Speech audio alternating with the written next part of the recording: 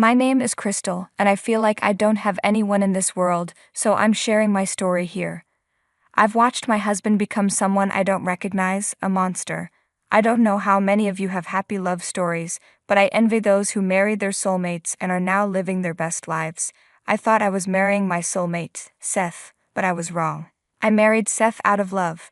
We both had stable jobs and a good relationship before we got married. However, after we tied the knot, Seth suddenly quit his job without even talking to me about it first. He said, "Look, Crystal, I was getting depressed and burnt out at my last job, so I needed to quit. I'll apply for a new job soon, but I need a break. You'll have to support us until then." I replied, "I'm sorry you're feeling down, Seth, but you should have consulted me or told me that you were going to quit. I needed a heads up." He brushed it off, saying, "It's not a big deal, Crystal. It's just for a few months. After that, things will go back to normal." But things never went back to normal. I had to take on 2 jobs to support us, while Seth just sat around playing games all day. He didn't even help around the house. Even after months went by, things only got worse. I don't have a college degree, so I couldn't get high-paying jobs. We barely managed to get by, but after a few months, we couldn't even afford the rent. That's when we had to ask for help from Seth's parents, Cole and Olivia. They were shocked to find out Seth had quit his job. They said, "Seth, what is wrong with you? You're going back to your old habits again. This is unacceptable." I asked, "What do you mean?" Seth is a hard-working man, and I always knew him that way. This situation is unexpected. He hasn't been doing well mentally. They replied, "You don't know everything, Crystal. Seth has done this multiple times. He quits his jobs and then expects us to take care of him. Last time we threatened to cut him off if he didn't get a job. We forced him to go back to work, and after that he met you. We thought he had genuinely changed, but now we see he is back to his old ways. He says he is depressed, and he visited many therapists, but they all said there was nothing wrong with him. He was just playing us for free money." I was shocked to hear this about Seth. Believe me, during the 2 years we were in a relationship, Seth was a consistent worker. He never did anything like this. It only happened after the wedding. I had no idea this was a pattern. Seth tried to defend himself, saying, "Dad, you saw that I changed my ways. This is really an exceptional situation. We just need a little help for now. I'll find a job soon." His parents told him, "You better stick to your word, Seth.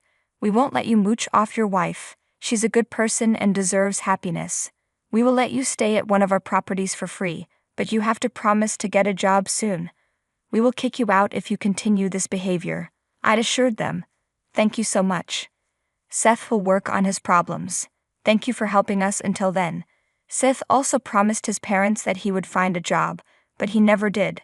Instead, he lied to them about having a job, while I was the one working hard to support our family. I kept quiet because I loved him and didn't want to pressure him. Slowly, our finances got worse. I was barely making ends meet, while Seth continued to waste time. In fact, he got angry with me when I couldn't bring in more money each month. He even warned me not to take days off to avoid missing a day's wage. I was exhausted and isolated from everyone. Seth hated it when I went out with friends. I was foolish and too in love to see the truth, so I stayed like this for a year. Yes, for an entire year. I worked like a slave and reduced myself to nothing. One day, I had enough and took a day off from both my jobs.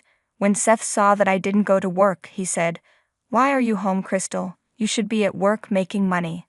I took the day off and said to Seth, "If I keep working like this, I'll die, Seth. This is unacceptable." He replied angrily, "Who told you that you can take a break? I warned you about this, Crystal, and you didn't listen." I shot back, "How can you be so cruel, Seth? For a whole year, I worked like a slave while you enjoyed my money. You isolated me from my friends because you didn't want me going out and spending money. This is hell, Seth. I deserve a day off and I will go out. You'll have to deal with it." I ran out of the house crying because I was hurt and needed to get away from him. I walked around the city and did some window shopping, but I didn't have much money to buy anything. Over the past year, I lost most of the money I had saved, and it was all because of Seth. I was truly getting frustrated with him. He had stopped showing me any affection a long time ago. Now all he did was yell at me about wasting time or not bringing in enough money. I really didn't know what to do. After being out for most of the day, I returned home in the evening. I walked up to the house and tried to unlock the door with my key. The lock turned, but the door wouldn't open. I realized it was bolted from the inside. I was confused, so I knocked on the door. I knew Seth was home, but he didn't answer. After a while, I started shouting, "Seth, open the door. I'm outside and it's freezing. I'm going to catch a cold." Seth replied, "I'm not going to open the door." I was shocked. "Are you joking, Seth? This isn't funny. Open the door." He continued, "You think you can disrespect me and ignore my warnings. That will never happen, Crystal. You need to learn a lesson. I'm not going to let you into the house today. You can stay outside or go wherever you came from." "What are you talking about, Seth? Are you locking me out because I took a day off from work? This is ridiculous, Seth. Let me in." "Knock all you want, Crystal. I'm not letting you in. Consider this a lesson for you." "I don't want you to ever behave this way again," Seth said, then started ignoring me completely. He didn't open the door and stopped responding to my calls. I kept pounding on the door and calling him, but he wouldn't answer. I was starting to freeze and didn't know what to do. Like a fool, I decided to wait a little longer, hoping his anger would disappear. I thought Seth wouldn't be so cruel as to actually lock me out of the house, but I was wrong. I sat there for 2 hours before I realized how abusive my husband had become. At that point, I felt completely alone. Seth had isolated me from my friends, and I didn't have any family in this state. I didn't know where to take shelter for the night. The cold was creeping in, and I started shaking from the chills. After thinking for a while, I decided to seek help from the only 2 people I knew well enough. I got into my car and drove straight to my in-laws' house. They were my only hope in this horrible situation. I knew they were good people and would help me out. I raced to their house and knocked on their door. Cole opened the door and was surprised to see me. After letting me in, he asked, "Hey, Crystal, what's the matter? Why are you crying? Oh my God, you poor thing, what's wrong? Is Seth okay? Why did you come alone?" "Seth locked me out of the house, guys. I was sitting outside for 2 hours before I drove here." "What the hell, Crystal? Why did he lock you out? What kind of prank is this? Don't tell me he's getting influenced by all those videos he watches." "No, Cole, he wasn't pranking me. He locked me out because I took a day off work. He doesn't like it when I take a break. I've been working 2 jobs to support us and I was feeling burnt out, so I went window shopping for a day. It's not like I can buy anything. I don't have money." Cole was shocked. "What in the world, Crystal? Why are you working 2 jobs? Seth has been telling us that he's earning enough for both of you. He even said he's asking you to leave your job and take a break. He's been lying to you guys. He never got a job after he left his last one. I don't think he ever sent any applications. He's been pestering me for money, so I had to take up 2 jobs. He gets upset when I take a day off because it means I'll get less money next month." I started to cry and poured my heart out to his parents. I knew he had been keeping them in the dark. I had supported his lies because I didn't want them to disown him. I loved a man who didn't even care about me. My pain and shame became too much for me to handle, so I broke down. His parents were horrified to know that their son had become abusive toward me. They were even angrier than I was. Cole started cursing out loud while Olivia quietly patted my back. When I was done crying, Cole said, "Crystal, don't worry. You are not alone. We are going to get you out of this situation. I can't believe our son has turned into a monster. I wonder where we went wrong with him. This is horrible. Crystal, please don't cry. We will figure out something, I promise." "I don't know what to do, guys," I said. "Truth be told, I don't even want to be in the same house as him. I don't know what to do or where to go." "Don't worry about those things, Crystal," Cole replied. "We'll take care of it. Let's go back to the house. I will go with you. It's time we taught Seth a lesson he'll remember." Cole took me to our house while Olivia stayed behind, as she was sure she would slap Seth if she saw him. When Cole and I got there, we knocked on the door, but Seth didn't open it. I heard him scream that he wasn't letting me in. I said, "Seth, open the door. It's been 3 hours already. How much longer are you going to punish me?" "As long as I want, Crystal. You didn't listen to me when I told you not to take a break. Now I'm not going to listen to you. See what it feels like." "You are insane, Seth. I was taking a break for 1 day. 1 freaking day. That doesn't mean I deserve to spend so many hours outside. You deserve to spend the night outside since you were so desperate for a break. You can stay out and take as much time as you need. I am not opening the door. You can keep knocking. Seth, open the damn door right now, Cole yelled. Open it or God help me, I will break this door down. After Cole called out to him, there was immediate silence. Seth knew he had messed up. He opened the door once he heard his father's voice. He immediately panicked and ran to get the door. When he saw us, he got even more nervous. His dad looked very serious, with a mean frown on his face. Seth nervously said, "Hey Dad, what brought you here? You didn't say you would stop by." "Drop the chit-chat, Seth. Tell me, who the hell are you to lock my daughter-in-law out of the house? Did you forget the fact that I own the place you live in?" "Dad, it's not like that," Seth said. "I was just pranking Crystal. It's not what you think it is. We were just joking around, right, Crystal?" "It is exactly what you think, Cole," I replied.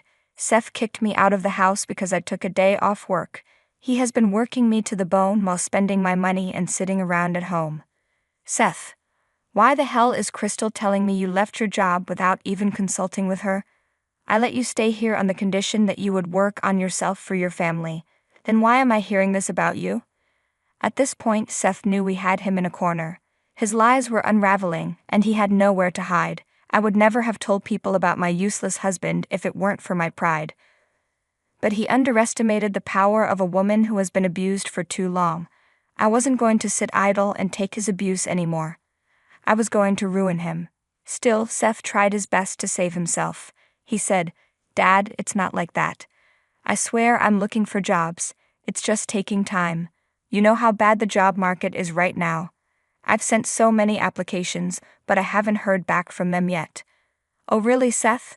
Well, why don't you show me all the job applications you have sent? Then we will decide if you are telling the truth." "Why do you need to see proof? Don't you believe your own child? This is ridiculous." "I don't need to show you any kind of proof. I'm telling you that I have sent numerous applications." No, Seth hadn't sent any applications. I knew that very well. He never tried to get another job after quitting his last one. He just planned to sit around and spend my money. Even Cole could understand that his son was up to no good. There was no way that Seth was telling the truth since he wasn't going to say anything.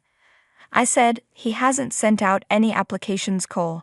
That's why he isn't showing you the proof. A position opened up at my office, and I told him to apply. He didn't and instead screamed at me, saying, 'How dare you tell me what to do? Seth, your mother and I allowed you to stay here so you could turn your life around. You fooled us into thinking you got a job and were contributing to your family.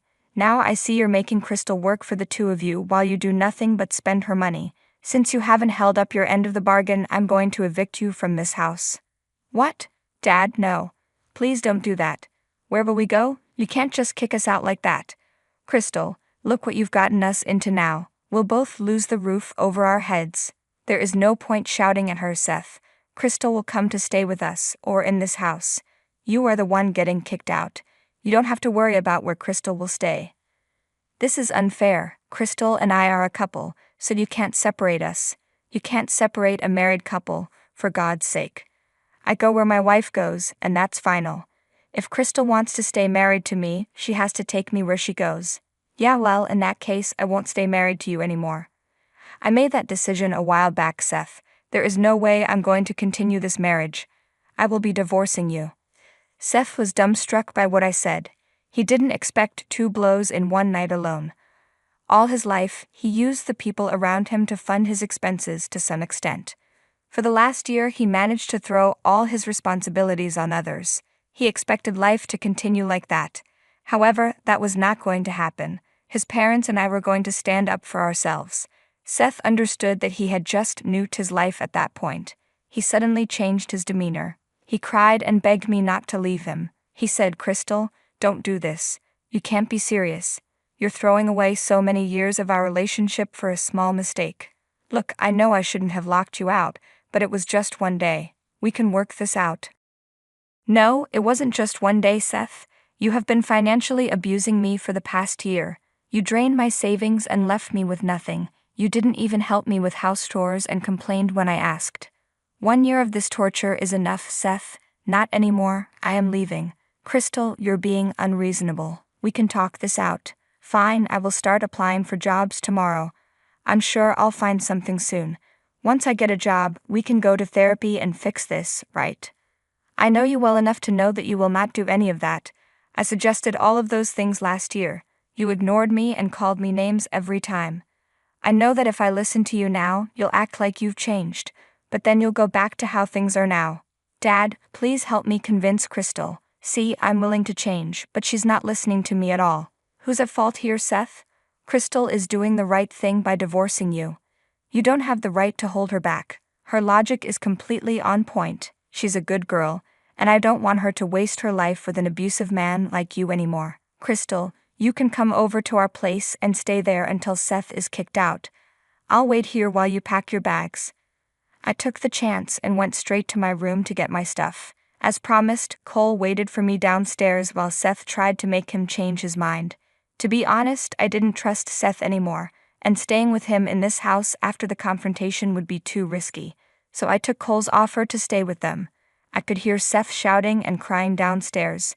Cole remained passive to everything and waited quietly for me. I got my stuff and went downstairs. Seth tried to physically block me with his body.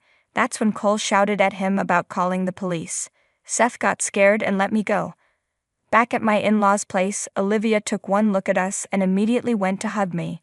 For some reason, her tender move brought me back to tears. It had been ages since someone held me like that or showed me any bit of affection. It made me realize how much I lost by marrying Seth. His own parents loved me more than he did. Olivia brought me into the house and assured me I could stay with them as long as I wanted, so I decided to stay there for the time being. I didn't file for divorce straight away. Why? Because I needed Seth to get back on his feet to avoid paying him alimony. Seth would be forced to find work once the month was up, and he would have to move. Until then, he could enjoy half of whatever I had in our joint account. I transferred half of the funds into my account and left him with the rest. I promised myself not to send any funds into that account again. Seth tried his best to convince me to return to him. He showed up at his parents' place multiple times to get us to forgive him. We didn't, of course. In fact, this time, his mother verbally attacked him for being such a deadbeat. She even called him a poor excuse for a man. Seth was crying and begging for forgiveness. It was truly glorious. The month passed and Seth was forced to move out of the house. He tried to fight the move, which led to his parents almost calling the cops. I guess Seth was finding it hard to believe his parents were actually kicking him out. Anyway, since then, he has been couch surfing with his friends, but had to get a job, of course. I mean, who would host him for free day after day? Everyone knew about his bad habits of becoming a parasite on others. Seth couldn't find a good job, but he made do. As soon as he moved into a place, I filed for divorce. The process was easy because Seth didn't have any money for a lawyer. He resigned himself to his fate and let us get divorced. I didn't have to pay him any alimony because our income difference wasn't much. I left one of my jobs because I no longer needed to support another person. Plus, his parents were hosting me for free, which let me rebuild my savings. Anyway, we split amicably because we didn't have the means to fight. He apologized to me multiple times, but I didn't forgive him. I'm now living in a 2-bedroom apartment with a roommate. Things are picking up for me. I visit Olivia and Cole since they have become my family as well. They are also refusing to forgive Seth, and it doesn't look like their relationship will ever go back to normal. You're dead to us. The words hit harder than any physical blow could have. I was 16, trembling in our pristine living room, staring at my mother's face twisted with disgust. My pregnancy test had come back negative that morning, but it didn't matter anymore. The mere possibility had been enough to destroy everything. My name is Oakley, and that was the night my family erased me. "Mom, please," I whispered, reaching toward her. I was scared. "That's why I came to you. I needed—" "Don't." She stepped back as if I were contagious. "Your father and I have given you everything. Private school, dance lessons, the right connections, and this is how you repay us?" Dad stood by the fireplace, silent as always, examining his drink like it held answers. Above the mantel, our latest family portrait smiled down at me, Mom, Dad, my brother Jordan, and me, Perfect family, perfect lies. Where's Jordan? I asked, desperate to see my brother. He was always the peacemaker, the golden child who could smooth things over. Don't you dare bring him into this, Mom snapped. He has a bright future, unlike you. She walked to the hallway closet, pulled out my old duffel bag. Pack your things. You have 30 minutes. What? No, you can't. We can and we will. She threw the bag at my feet. You've brought shame to this family. We won't let you drag Jordan down with you. I heard movement on the stairs and caught a glimpse of Jordan, 15 then, watching through the banister rails. Our eyes met. He opened his mouth as if to speak, then turned away. That silence would haunt me for years. Upstairs, I grabbed essentials with shaking hands, clothes, my phone charger, the emergency cash I'd saved from babysitting. Mom followed me, making sure I didn't take anything valuable. As if I cared about their things when they were throwing me away. Where am I supposed to go? I asked, zipping up the bag. That's not our concern anymore. Mom's voice was ice. You made adult choices. Now face adult consequences. Back downstairs, Dad finally spoke. Lisa, maybe we should... No, Mom cut him off. We agreed. She goes. She pulled an envelope from her purse, held it out to me. This makes it official. You're no longer our responsibility. I took the envelope but couldn't open it. My fingers wouldn't work right. Everything felt surreal, like a nightmare I couldn't wake from. Please, I tried one last time. The test was negative. I'm not even... The fact that you could even put yourself in that position... Mom shook her head. We raised you better. Now get out. Jordan appeared at the bottom of the stairs. Mom, go to your room, she ordered. He hesitated, then obeyed. Always the good son. Dad wouldn't look at me as he opened the front door.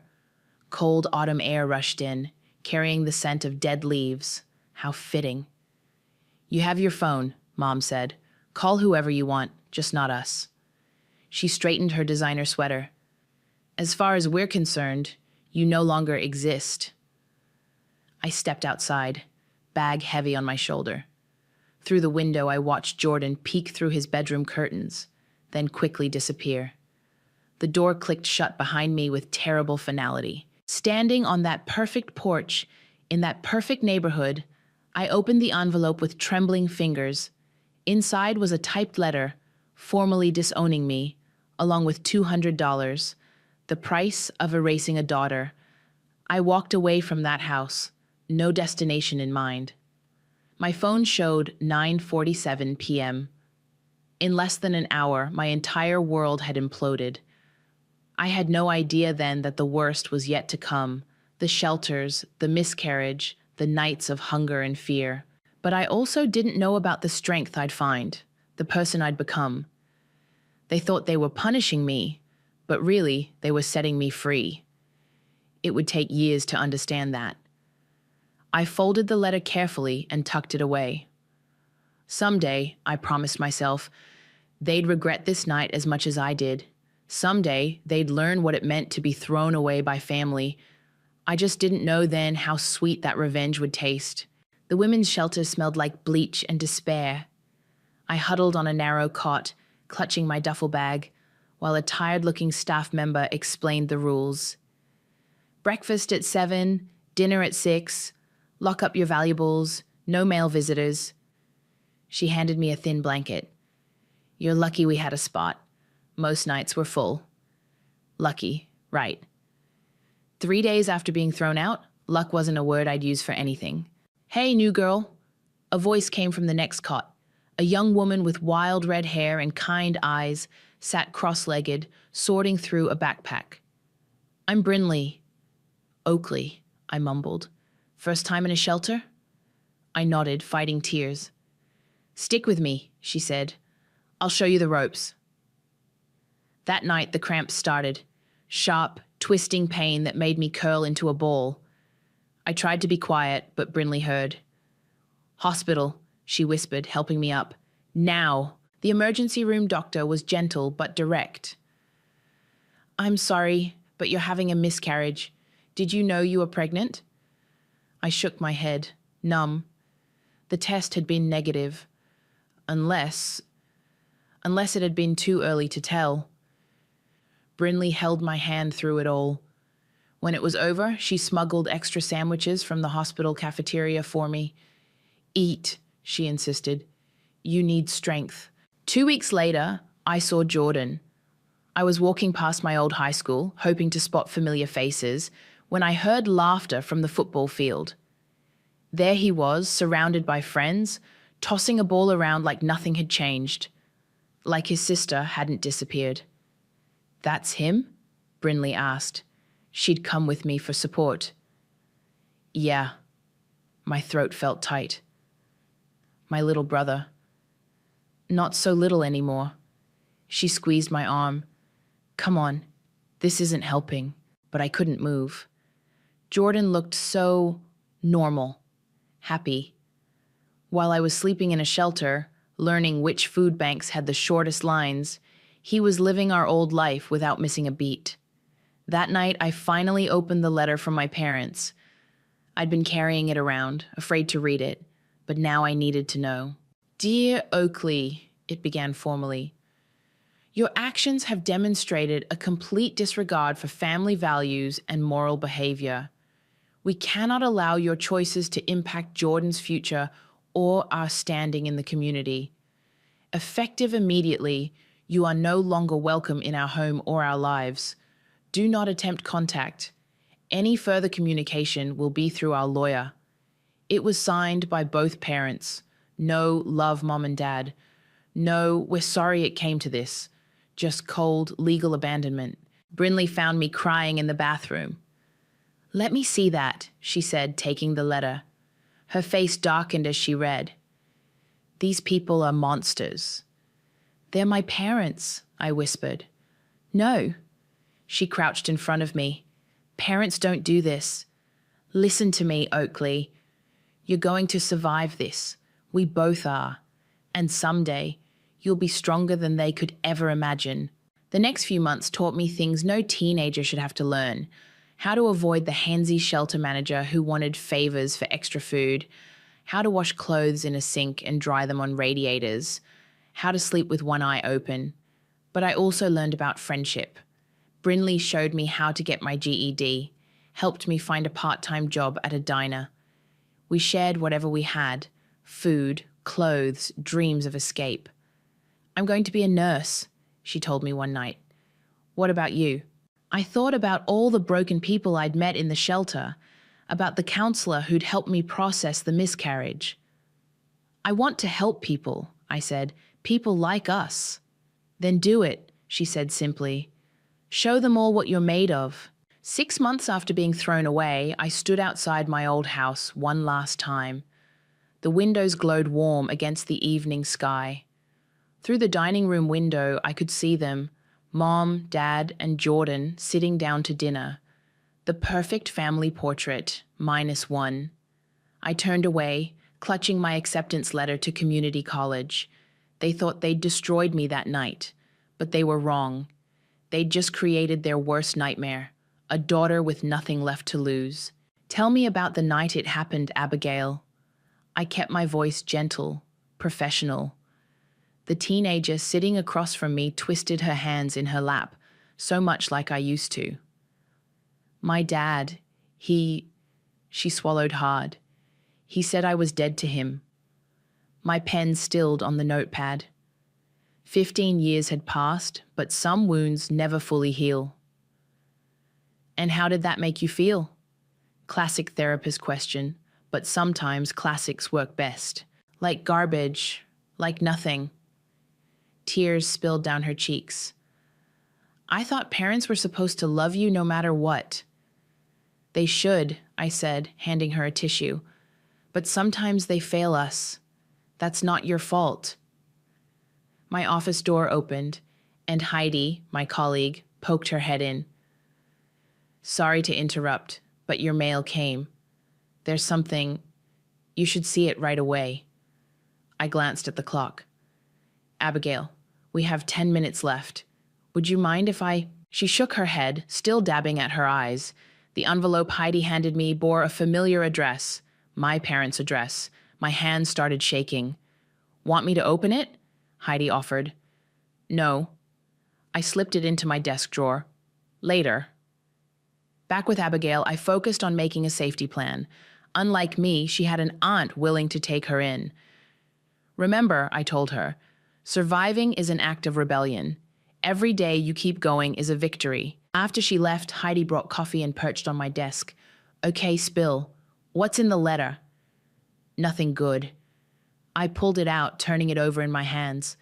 They haven't contacted me in 15 years. 15? Since you were 16. I ripped the envelope open, unfolded the single sheet inside. Heidi watched my face. That bad? Worse.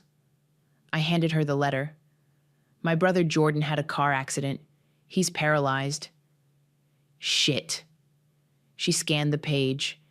And they want you to help pay for his care. Insurance won't cover everything. I laughed, but it came out harsh. Funny how they remember I exist when they need something. My phone buzzed. A text from Brinley. Lunch.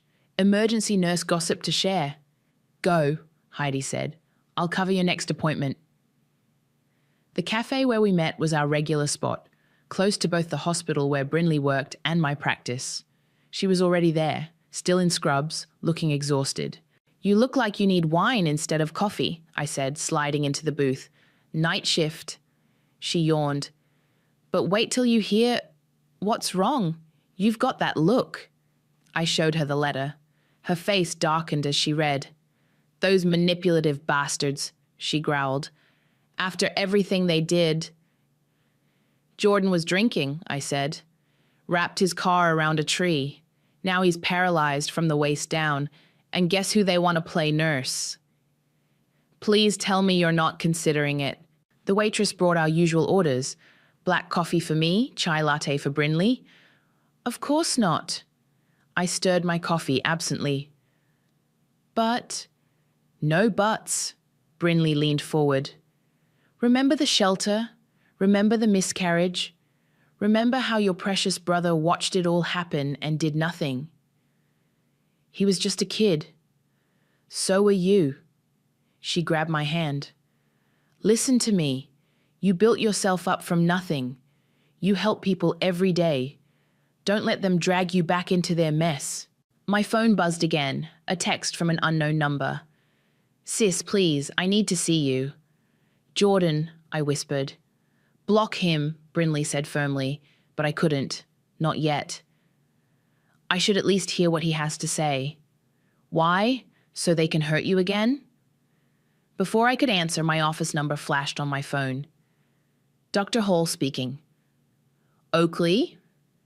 My mother's voice unchanged after 15 years. We're in your waiting room. My blood ran cold. What? We need to talk about Jordan. I met Brinley's concerned eyes. I'm with a client, I lied. We'll wait. The line went dead. Brinley was already pulling out her wallet to pay. I'm coming with you. No. I stood up, straightening my blazer. I need to handle this alone. Oakley, I'm not 16 anymore, I said. I'm not afraid of them. But as I walked back to my office, my heart pounding, I wondered if that was really true. They looked older, of course. Mom's perfectly highlighted hair now showed strands of gray. Dad's shoulders stooped slightly, but the disapproval in their eyes hadn't aged a day. Dr. Hall? Heidi stood protectively by my office door. Should I call security? No. I kept my voice steady. They were just leaving. Oakley, please. Mom stepped forward. We wouldn't be here if it wasn't important. Important? I laughed. Like that night 15 years ago was important? Dad cleared his throat. Your brother needs you. Needed me, I corrected. Past tense. When you threw me out, when he watched it happen, when I lost. I stopped myself. They didn't deserve to know about the miscarriage. He's in a wheelchair, Mom said. The insurance barely covers basics. We've spent everything on medical bills, and he needs specialized care. And you thought of me? How touching. You're a medical professional, Dad said. You have resources, connections. I'm a therapist. I crossed my arms. And you have some nerve walking into my practice, disrupting my workday. We're desperate. Mom's composure cracked. Is that what you want to hear? We need help. Jordan needs help. Speaking of Jordan, I glanced at my phone. He texted me. Funny how you're here instead of him? They exchanged looks. Dad spoke first. He's at the rehabilitation center. Down the street, actually. He wants to see you. Of course he was nearby. They'd planned this ambush. Get out, I said quietly. Oakley, get out. My voice shook. Before I call security. Mom straightened, mask back in place. We're staying at the Marriott, room 412. When you're ready to discuss this like an adult. Like an adult? I stepped closer. You want adult? Fine. I built this practice from nothing. No family, no support, no safety net. Just me, working 3 jobs through college, sleeping on friends' couches, fighting for every single thing I have. That's adult enough for you. We did what we had to, Dad muttered. No, you did what was easy. Throwing away your daughter to save face. Real adult of you. Mom's lips thinned. We're not here to rehash the past. The past is why I'm saying no. I opened my office door. Goodbye. They left, Mom's heels clicking on the tile floor. As soon as they were gone, I slumped against the wall. Heidi appeared with water. You okay? No. I took a shaky sip. But I will be. My phone buzzed again. Jordan, they told me you refused. Please, just talk to me. I'm at Sacred Heart Rehab, room 237. I stared at the message until the screen went dark. 15 years of silence? And now this? Don't, Heidi warned, reading my expression. But 20 minutes later, I stood outside room 237. Through the window, I could see him. Thinner, older, but still Jordan. Still my little brother. He looked up as I entered. You came. Apparently, I'm an idiot. I stayed by the door. Oakley. He gestured at his legs covered by a blanket. I can't feel anything below the waist. I heard. Drunk driving? He flinched. Yeah. Karma's funny that way. Is that why you won't help? His voice hardened. Revenge? Help? I stepped closer. Like you helped me? Oh, wait, you didn't. You hid upstairs while they threw me out. I was 15. I was 16, pregnant, scared, alone. I stopped, but too late. Jordan's face went white. Pregnant? But Mom said the test was negative. It was, then it wasn't. Then I lost it. In a shelter. Alone. Silence filled the room. Jordan's hands gripped his wheelchair arms. I didn't know, he whispered. No one did. No one cared enough to check. He reached for my hand. I pulled back. Oakley, please. I'm sorry. I was wrong back then, but I need you now. That's the problem, I said quietly. You only need me now, when you're broken, when it's convenient. I'm your brother. No, I turned to leave. Brothers don't let their sisters get thrown away. His next word stopped me cold. Mom and Dad lied about what happened to you.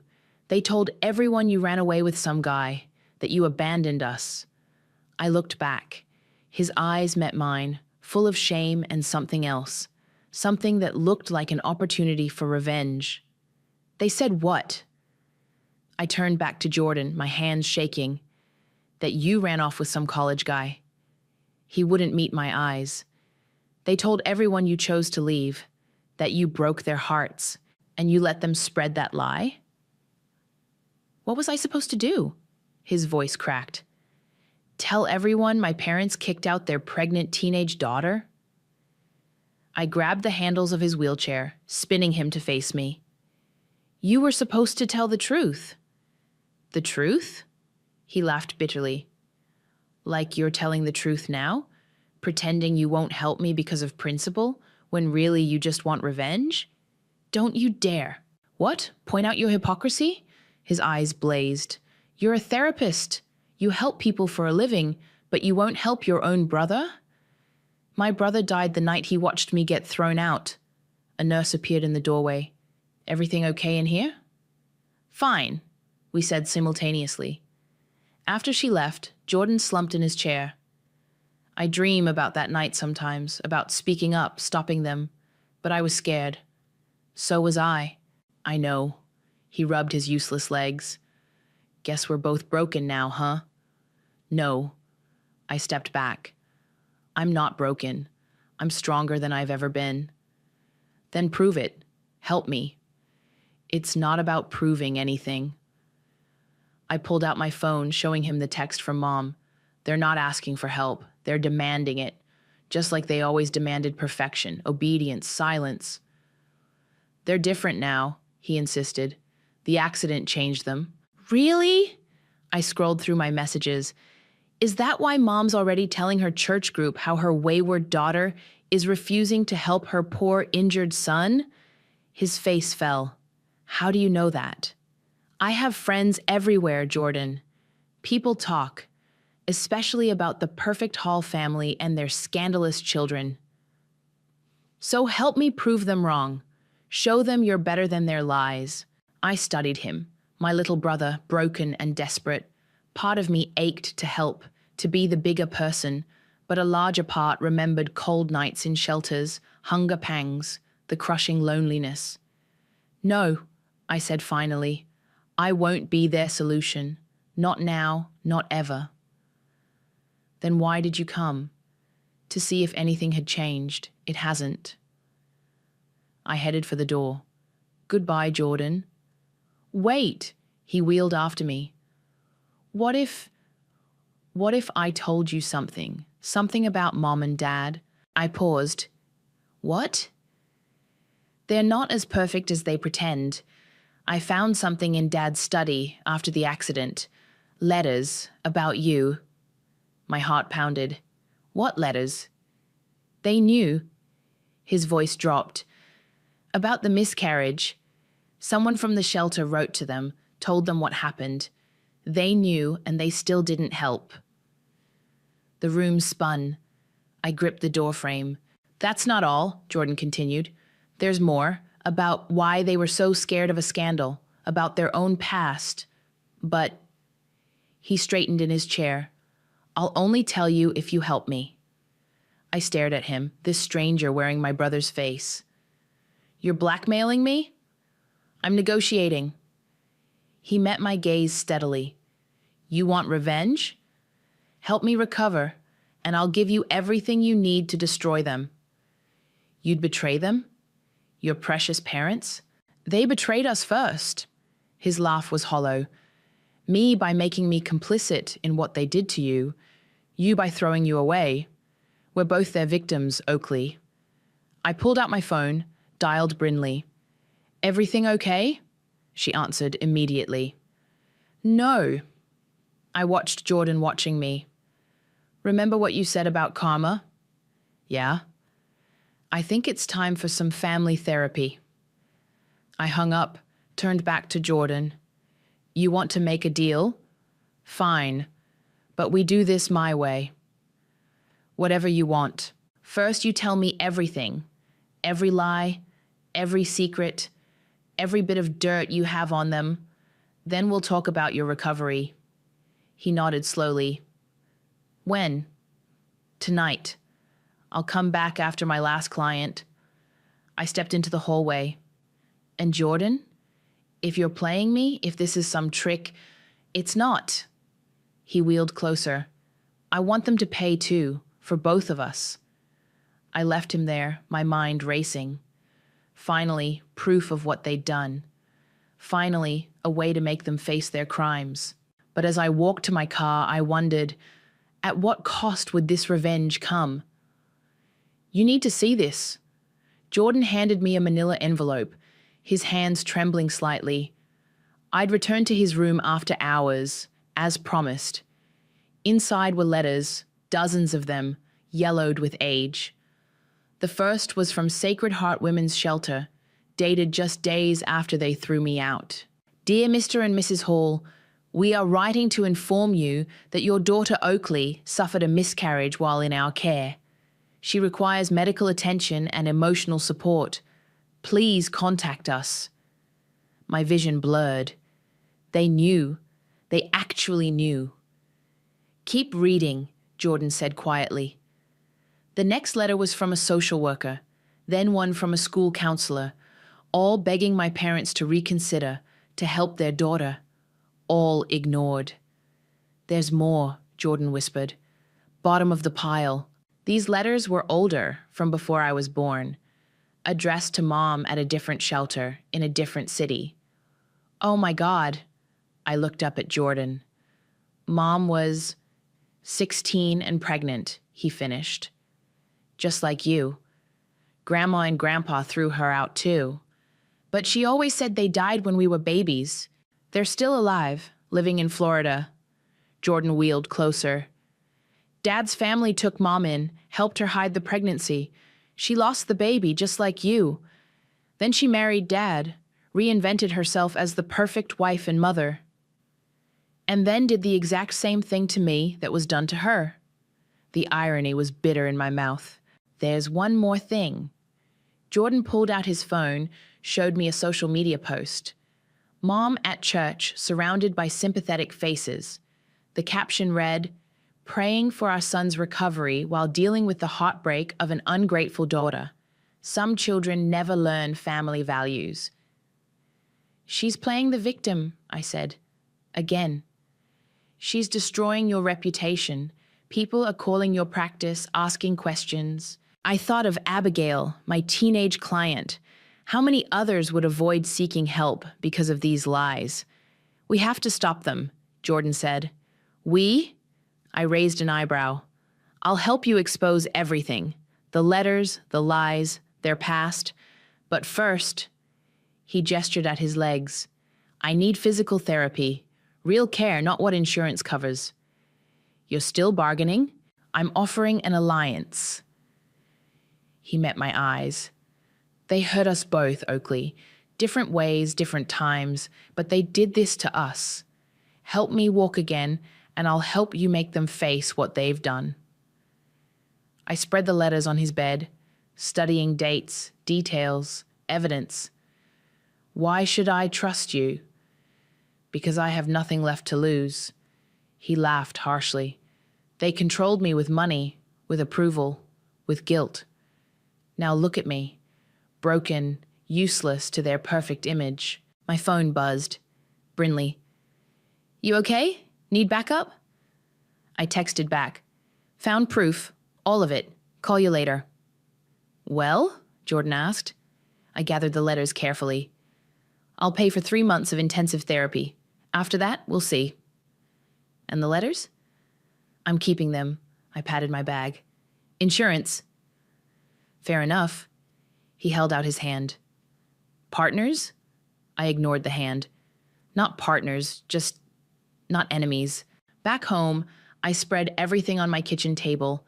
Brinley came over, brought wine and her laptop.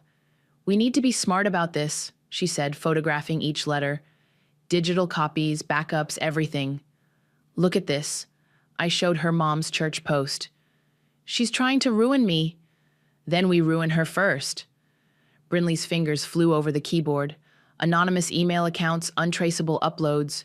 We can destroy them without anyone knowing it was you. I thought of Abigail again, of other girls like her, of my mother, choosing to inflict the same pain she'd suffered. No, I said slowly. Not anonymous. They hid the truth about me for 15 years. Now it's time for everyone to know exactly who they are. You sure? Brinley looked worried. Once you do this, they started this war. I picked up the shelter letter, proof of their ultimate betrayal. I'm just finishing it. My phone lit up, a text from Jordan. When do we start? I replied, tomorrow. Be ready. Brinley raised her wine glass. To karma. To justice, I corrected, but didn't drink. I needed a clear head for what came next, because tomorrow, The perfect whole family would learn what happens when the daughter they threw away comes back to collect her due. The church was packed for Sunday service when I walked in. Mum and Dad sat in their usual front row seat, perfectly pressed and proper. They didn't see me slip into the back row. And now, the pastor announced, Lisa would like to share a special prayer request. Mom stood, dabbing her eyes with a tissue. As many of you know, our son Jordan had a terrible accident. But what breaks my heart even more is my daughter's refusal to help him. After all we did for her. I stood up. Would you like to tell them what you really did, Mom? The congregation turned as one. Mom's face went white. Oakley, Dad warned, this isn't the place. Actually, it's the perfect place. I walked down the aisle, pulling out the letters. Let's talk about family values, about Christian charity, about what you did to your 16-year-old daughter. Don't, Mom whispered. Why not? Aren't you proud of throwing me out, of ignoring letters about my miscarriage, of lying to everyone about where I went? Murmurs rippled through the crowd. The pastor stepped forward. Perhaps we should... No, I cut him off. They've hidden this for 15 years. Time for the truth. I turned to face the congregation. My parents kicked me out for a pregnancy scare. I lost that baby alone in a shelter. They knew and did nothing. And the best part? I looked straight at Mom.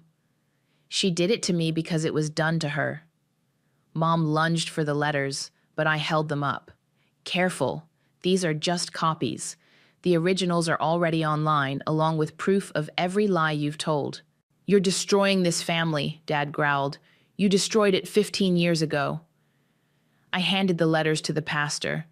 Everything's there, including proof that my loving parents knew about my miscarriage and abandoned me anyway. People were standing now, whispering, pointing, Mom's carefully constructed social world crumbling around her. My phone buzzed. Jordan. It's done. Email sent to Dad's firm. Board members know everything. I smiled coldly at Dad. Oh, and the partners at your law firm, they're getting quite an interesting email about how you handled your daughter's situation. Let's see how they feel about a partner who abandons children. He grabbed my arm. You vindictive little... Let go, I said quietly, or I'll add assault to the story. Lisa, a woman from Mom's prayer group, stepped forward. Is this true? Did you throw out your pregnant daughter? Mom straightened, tried to salvage her dignity. We did what was necessary to protect our family's reputation. By destroying mine? I laughed. How's that working out for you? The pastor was reading the letters, his face growing darker. Lisa Wilson, I think we need to have a serious discussion about your membership in this congregation. You're enjoying this, aren't you? Mom hissed. Actually, I am. I headed for the door. By the way, Jordan says hi. He's getting excellent care now. No thanks to you. Jordan helped you? Dad's voice cracked. Our own son? Karma's funny that way. Outside, Brinley waited in her car. How'd it go? Look, I pointed at my phone. The local community Facebook page was exploding. Someone had filmed everything, posted it live. Your practice, Brinley started. We'll be fine. I showed her the supportive comments already flowing in. People respect honesty, and now everyone knows who the real villains are. My phone rang. Jordan. Dad's firm put him on leave, he said without preamble. Mom's being asked to resign from all her charity boards. Good. They're at the church? Were. Pretty sure they won't be welcome back. Silence then. I tried to warn them, you know, when they first threw you out. I was too scared to stop them, but I tried to tell them they were wrong. I didn't know that. Wouldn't have changed anything, he sighed. But I wanted you to know. Before whatever comes next. I watched through the church windows as my parents hurried to their car, former friends turning away as they passed. What comes next, I said, is you focus on healing. and they learn what it feels like to be outcasts. And you? I'm already healed. I got into Brinley's car. That's what they never understood. They didn't break me. They just showed me how strong I could be. As we drove away, I saw Mom watching me from their car. For the first time in 15 years, she looked small, powerless, afraid, just like she'd made me feel all those years ago. Karma really was a beautiful thing. You did the right thing, Abigail said, sitting in my office with tears in her eyes. My dad saw the video. He came to my aunt's house last night, apologizing, begging to make things right. I handed her a tissue. And how do you feel about that? Scared? Angry? Relieved? She shrugged, but mostly seen, like I'm not crazy for feeling hurt. You're not crazy. My phone buzzed, another message from Mom. I ignored it like I had the last 50. Will you forgive him? Abigail asked. Before I could answer, Heidi knocked. Sorry, but Jordan's here. Says it's important. He wheeled in, looking stronger after weeks of proper therapy. Hey, sis. I'll give you 2 a minute, Abigail said, standing. No, stay. I touched her shoulder. You should hear this. Jordan pulled out an envelope. They're selling the house, moving to Florida, near her parents, the ones she claimed were dead. Running away, I translated. Maybe, or maybe facing their past. He handed me the envelope. Dad wrote this, asked me to give it to you. I didn't open it. How are they? Broken, lost. Mom had a breakdown when the church expelled them. Dad's firm asked for his resignation. Jordan's mouth twisted. Karma, right? Right. But the victory felt hollow. I have something else to tell you. He straightened in his chair. I'm not taking their money anymore. Found a job doing online consulting. It's not much, but it's yours, I finished. Yeah. He looked at Abigail. You know, she used to defend me. Before everything. When kids picked on me at school, she'd fight them. Jordan, no, let me finish. He gripped his wheels. I failed you. We all did. But you never failed me. Even now, the therapy, the doctors, you kept your word. Because I'm not them. No, you're better. He pulled out his phone. Which is why I'm showing you this. Mom's latest post. It was a public confession. Everything. Her teenage pregnancy, throwing me out, the lies, ending with, I became what I feared most. I hurt my daughter like I was hurt. I can never undo that damage, but I can finally tell the truth. She posted that an hour ago, Jordan said. No one made her. She just did it. Abigail spoke up. My therapist says sometimes people need to hit bottom before they can change. I looked at her sharply.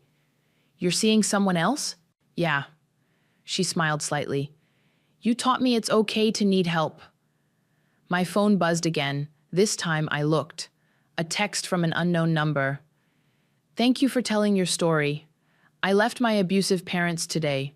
Your courage gave me courage. Oakley? Jordan touched my hand. You okay? I opened Dad's letter. Inside was a check, a large one, and a note. Not a bribe, not manipulation, just repayment, with interest for what we stole from you. Use it or burn it. It's your choice, as it always should have been. They're really leaving? I asked Jordan. Tomorrow. He hesitated. They asked if you'd see them. One last time. No.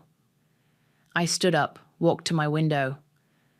But I won't stop you from having a relationship with them. I know. He wheeled to the door. For what it's worth, I think you saved us all, even them. After he left, Abigail wiped fresh tears. What will you do with the money? I looked at the check, then at her, then at my phone with its message from someone I'd never meet, but had somehow helped. I'm going to start a foundation, I said, for teenagers thrown out by their families. Emergency housing, counseling, education. Turn pain into purpose? Something like that. She stood to leave, then turned back. You never answered my question about forgiving. Because forgiveness isn't the point, I said. Healing is, justice is, breaking cycles is. And have you healed? I thought about Mom's confession, Dad's letter, Jordan's change, about the lives I touched by telling my truth. I have. I smiled. And you will too.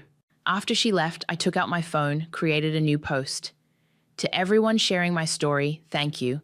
But now let's share something bigger. Hope. Here's what we're going to build together. Because sometimes the best revenge isn't destruction, it's creation. It's turning wounds into wisdom. It's helping others write better endings to their stories.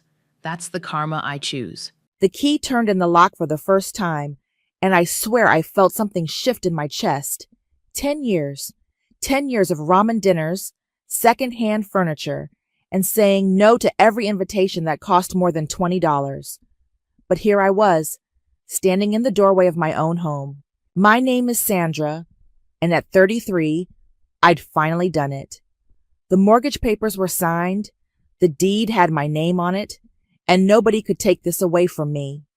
The house wasn't much, a modest 2-bedroom in a decent neighborhood, but it was mine. Well, don't just stand there gawking, my mother's voice cut through my moment. We're getting cold out here. I stepped aside to let them in. Mom, my brother Forrest, and his fiancée Jayla filed past me into the living room. I'd invited them for dinner to celebrate, thinking maybe this time would be different. Maybe this time they'd actually be proud of me. It's smaller than I expected, Jayla said, running her finger along the mantelpiece like she was checking for dust. But I guess it's cozy. It's perfect for Sandra, Forrest added, that patronizing tone he'd perfected since childhood. Not everyone needs a big place, right? I forced a smile. The kitchen's through here. I made your favorite, Mom. That casserole with the... It's a shame you bought this house, Mom interrupted, settling into my new armchair like she owned it. We really needed that money for Forrest's wedding. The words hit me like a slap. I stood there, oven mitt still on my hands, staring at her. Excuse me? Well, you know how expensive weddings are these days, she continued, not even looking at me. And Forrest's been counting on family support. I just think it's selfish to spend all that money on yourself when your brother needs help. Forrest shifted uncomfortably. Mom, we didn't ask. You shouldn't have to ask, she snapped. Family helps family. That's what we do. I set the casserole down harder than necessary. I worked for 10 years to save for this house. 10 years, Mom. And now you have it, she said with a shrug. But Forrest only gets married once. This house will always be here. Jayla perked up. Actually, we've been looking at venues, and there's this gorgeous place in the mountains that would be absolutely perfect. It's a little over budget, but how much over budget? I asked, though I already knew I'd regret it. Only about $15,000, she said, like it was pocket change, which is nothing compared to what you probably spent on this place. I looked at Forrest, waiting for him to say something, anything. He was studying his phone like it held the secrets of the universe. Forrest? He finally looked up. I mean, if you wanted to help out, that would be amazing, but no pressure. No pressure. Right. I just closed on this house 3 days ago, I said slowly. I have exactly $400 in my checking account and a mortgage payment due in 3 weeks. Well, you could always take out a home equity loan, Mom suggested. That's what houses are for, building wealth for the family. I stared at her. This woman who'd raised me, who'd supposedly loved me, was sitting in my living room suggesting I mortgage my future for my brother's party. Dinner's ready, I said quietly. We ate in tense silence. Jayla kept taking pictures of her food, probably for Instagram. Forrest scrolled through his phone between bites. Mom criticized everything from the seasoning to the way I'd arranged the napkins. This is really good, Sandra, Forrest said suddenly, like he just remembered he was supposed to be nice to me. Thanks. You know, once we're married, you should come over for dinner more often. Jayla's an amazing cook. Jayla beamed. I make this incredible salmon dish that's to die for. Of course, we'll need to get a bigger dining set first. The one we have now only seats 4. That sounds lovely, I said, cutting my chicken with more force than necessary. After they left, I stood in my kitchen washing dishes and trying to process what had just happened. My mother had looked at my greatest achievement and seen only what it could do for her golden boy. My brother had nodded along like it was perfectly reasonable, and his fiancée had spent the entire evening cataloging everything she thought was wrong with my home. I dried the last plate and put it away in my cabinet. My cabinet, in my kitchen, in my house. 3 days later, I woke up to the sound of water dripping. The basement was flooded. I stood ankle deep in murky water, watching my storage boxes float like sad little boats. The basement that had been bone dry during the inspection was now a swimming pool. "Ma'am, I'm going to need to shut off your main water line," the plumber said, wading past me with his flashlight. "This is bad." "How bad?"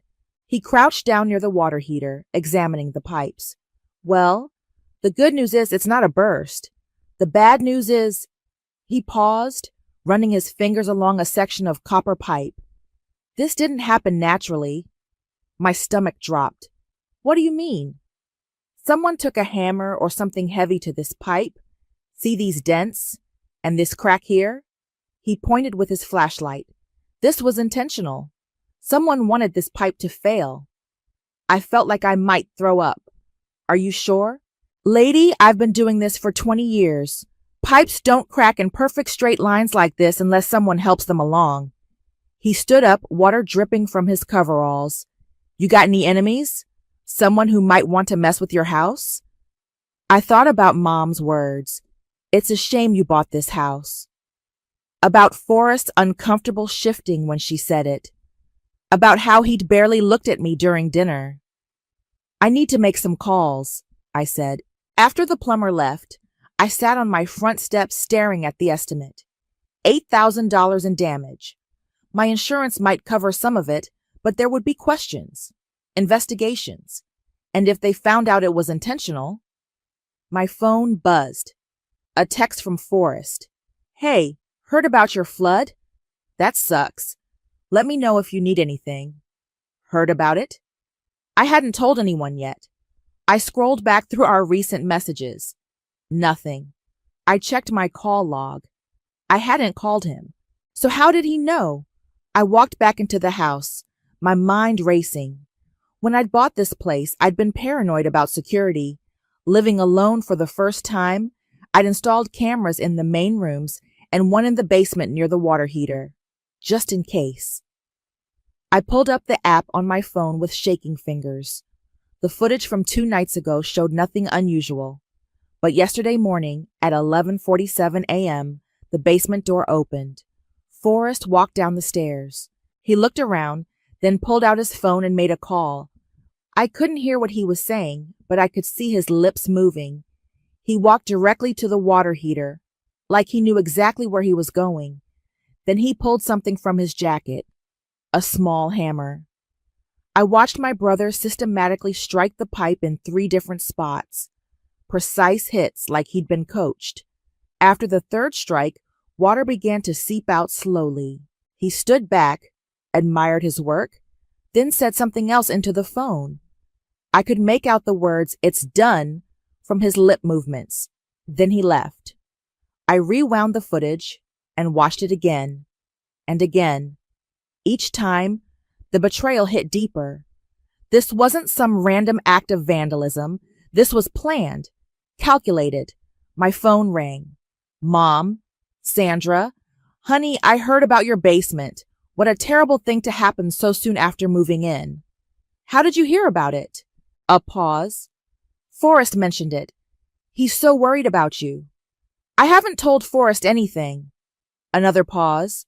Longer this time. "Well, maybe Jayla heard something. You know how news travels." "Mom, I discovered the flood 3 hours ago.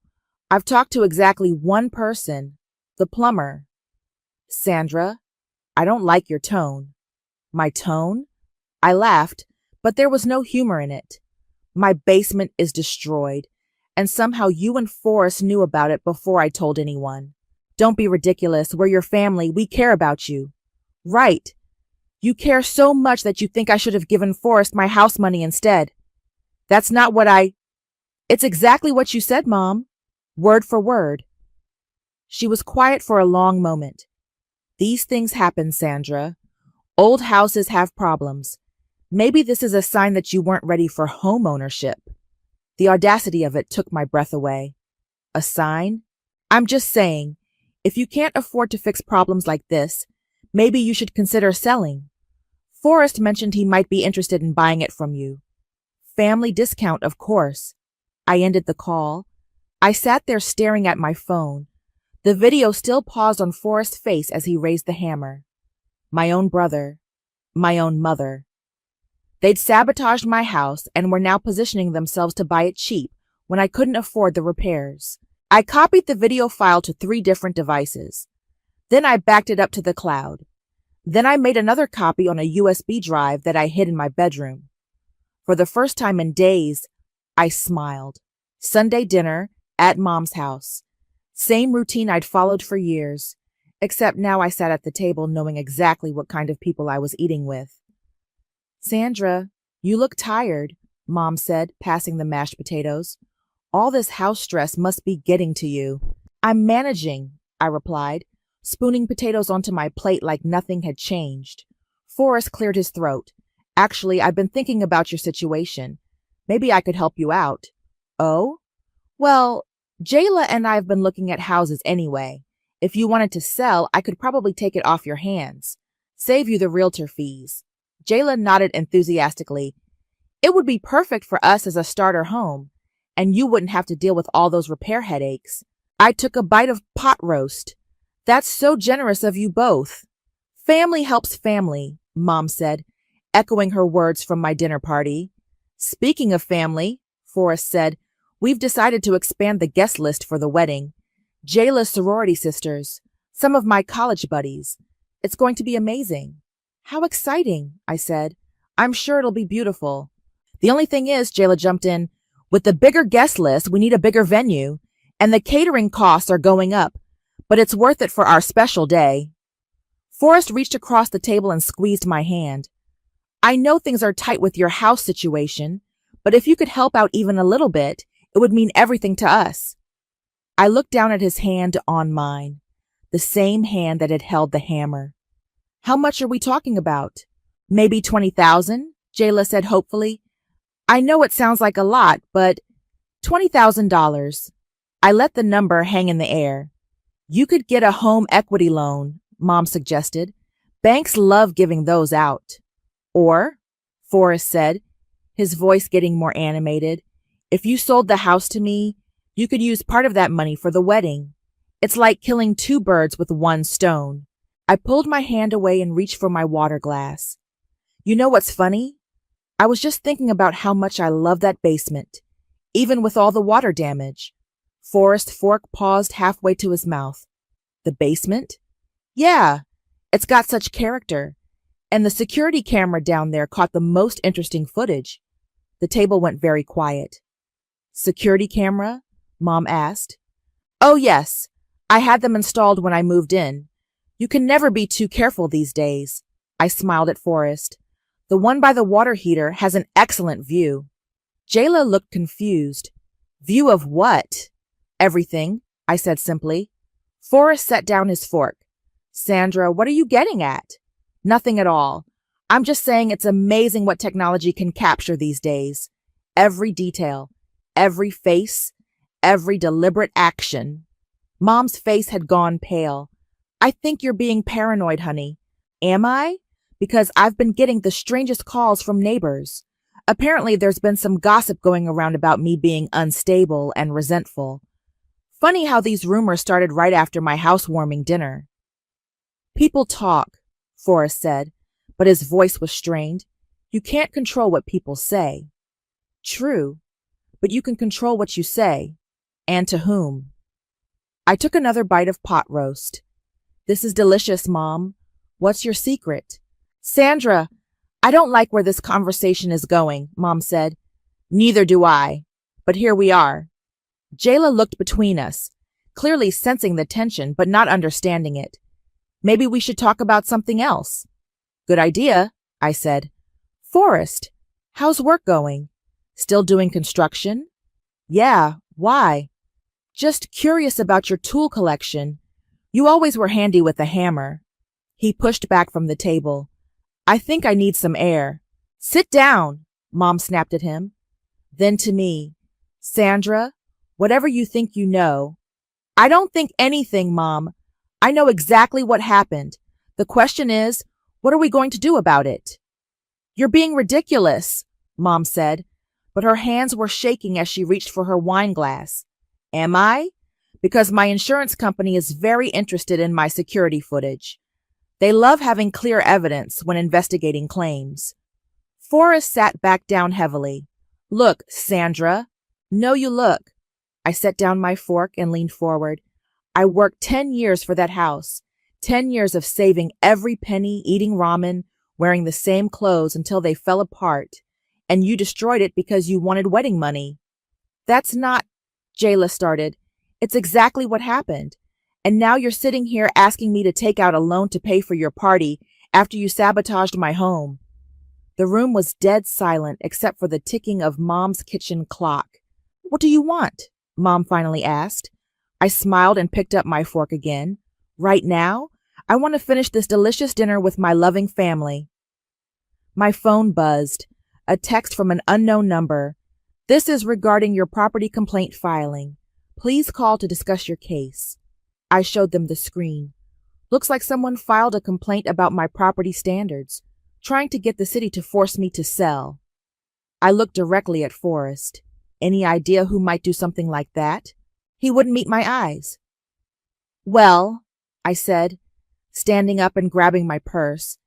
This has been lovely, but I should get home. I have some very interesting phone calls to make. Aunt June's house always smelled like lavender and fresh bread. She opened the door before I could knock, like she'd been watching for me. Well, look what the cat dragged in, she said, pulling me into a hug. You sounded upset on the phone. I need to talk to someone who won't lie to me. She studied my face with those sharp eyes that miss nothing. That bad, huh? Come on, I just made tea. We settled into her living room, the same floral couch she'd had for 20 years. June poured tea from a china set that probably cost more than my car. So, she said, settling back with her cup, what's Veronica done now? How do you know it's about Mom? Honey, you only get that particular look when you're dealing with your mother. I've seen it since you were 12 years old. I took a sip of tea, trying to figure out where to start. Do you think I'm selfish for buying my house? June nearly choked on her tea. Selfish? For buying your own home with your own money? Mom thinks I should have given the money to Forrest for his wedding instead. Of course she does. June set down her cup with a sharp clink. Let me guess. She said something about family helping family? Word for word. That woman has been using that line to manipulate people for 40 years. She used it on me when she wanted money for Forrest College. Used it on your father before he finally had enough and left. I looked up sharply. She asked you for money for Forrest College? $20,000. Said it was a family investment in his future. June's voice was bitter. I gave it to her because I'm an idiot. You know how much he thanked me? 0. Because he never knew I paid for half his education. She never told him? Of course not. Then he might feel obligated to someone other than her. June leaned forward. Sandra, your mother has spent your entire life making sure you knew you came second to that boy. And now she's angry because you finally did something for yourself. The words hit harder than I expected. I just wanted her to be proud of me. Just once. Oh, sweetheart. June reached over and squeezed my hand. She is proud of you. That's the problem. What do you mean? You think she doesn't see how hard you've worked? How you've built a life without needing anyone? She sees it, and it terrifies her. Because if you don't need her, she can't control you. I stared into my teacup. There's more. I figured there might be. I told her about the basement, about the security footage, about the property complaint and the rumors. June listened without interrupting, her expression growing darker with each detail. That little bastard, she said when I finished. And Veronica helped him plan it? I heard her voice on the phone when he was down there. June stood up and started pacing. 40 years I've watched that woman poison everything she touches. But this? She turned to face me. This is criminal. I have proof. Good. What are you going to do with it? I don't know yet. June sat back down, her voice gentler now. Can I tell you something about your mother? Something I probably should have told you years ago? I nodded. When you were born, she was furious. Not at you, but at the situation. She'd had Forrest, and he was perfect in her eyes. Then you came along, and you were... June paused, choosing her words carefully. You were different, quieter, more observant. You didn't need her the way Forrest did. So she decided I wasn't worth her time? No, she decided you were a threat. Even as a baby, you were more independent than Forrest. You slept through the night earlier, walked earlier, talked earlier. And every milestone you hit made her realize that you might not need her forever. I felt tears building behind my eyes. So she made sure I knew I wasn't the favorite. She made sure you knew your place, and your place was always supposed to be supporting Forrest. June's voice was fierce now, but you broke the pattern. You got educated, got a good job, bought a house. You proved you didn't need her approval to succeed. And now she's trying to tear it all down. Because if you can make it without her, what does that say about Forrest? He's 28 years old and still running to mommy for money. My phone buzzed. A text from Forrest. We need to talk. Can you come over tonight? I showed June the message. Don't go, she said immediately. Whatever they're planning, it's not good. I have to face them eventually. Not alone, you don't. June stood up. I'm coming with you. June, you don't have to. Yes, I do. I've been watching Veronica bully you for 30 years, and I've kept my mouth shut because I thought it was family business. But this isn't family business anymore. This is war. She walked to her kitchen and came back with a small digital recorder. What's that for? Insurance, she said, slipping it into her purse. If they want to talk, let's make sure we remember every word. I didn't go to Forrest that night. Instead, I called my coworker Corbin. Sandra, it's almost 9. Everything okay? I need a favor, a big one. Shoot. You still have that friend who works in family law? There was a pause. Yeah, Marcus. Why? I need to know about recording laws and property damage and fraud. Jesus, Sandra, what's going on? I told him everything. The basement, the footage, the property complaint. When I finished, he was quiet for a long moment. You need to talk to Marcus tomorrow. But Sandra, don't do anything stupid tonight. Define stupid. Don't confront them. Don't threaten them. Just document everything and let the law handle it. The law moves slowly, Corbin. They're not going to stop. Promise me you won't do anything tonight. I promise. I hung up and immediately started working on my slideshow. The next morning, I met Marcus at a coffee shop downtown. He was younger than I expected, with kind eyes and a serious expression. Corbin filled me in on the basics, he said, sliding into the booth across from me. You have video evidence of your brother damaging your property? Clear as day. I showed him the footage on my phone. He watched it twice, taking notes. This is definitely criminal property damage. Probably conspiracy if your mother was involved in planning it. The property complaint filing could be harassment or an attempt to defraud. What can I do about it? Legally? File a police report? Press charges? Sue for damages? He looked up from his notes. But you're not asking about legal options, are you? What do you mean? You're asking what you can get away with, what you can do to them without getting in trouble yourself. I didn't answer. Sandra, I get it. Family betrayal hits different. But if you're planning some kind of revenge, you need to be very careful. Document everything, stay within the law, and don't give them ammunition to use against you. What if I just shared the truth with other family members? Truth isn't defamation. As long as you're not lying or embellishing, you can tell anyone anything that actually happened. I left the coffee shop with a plan forming in my mind. That afternoon, I called my cousin Viviana. Sandra, how's the new house?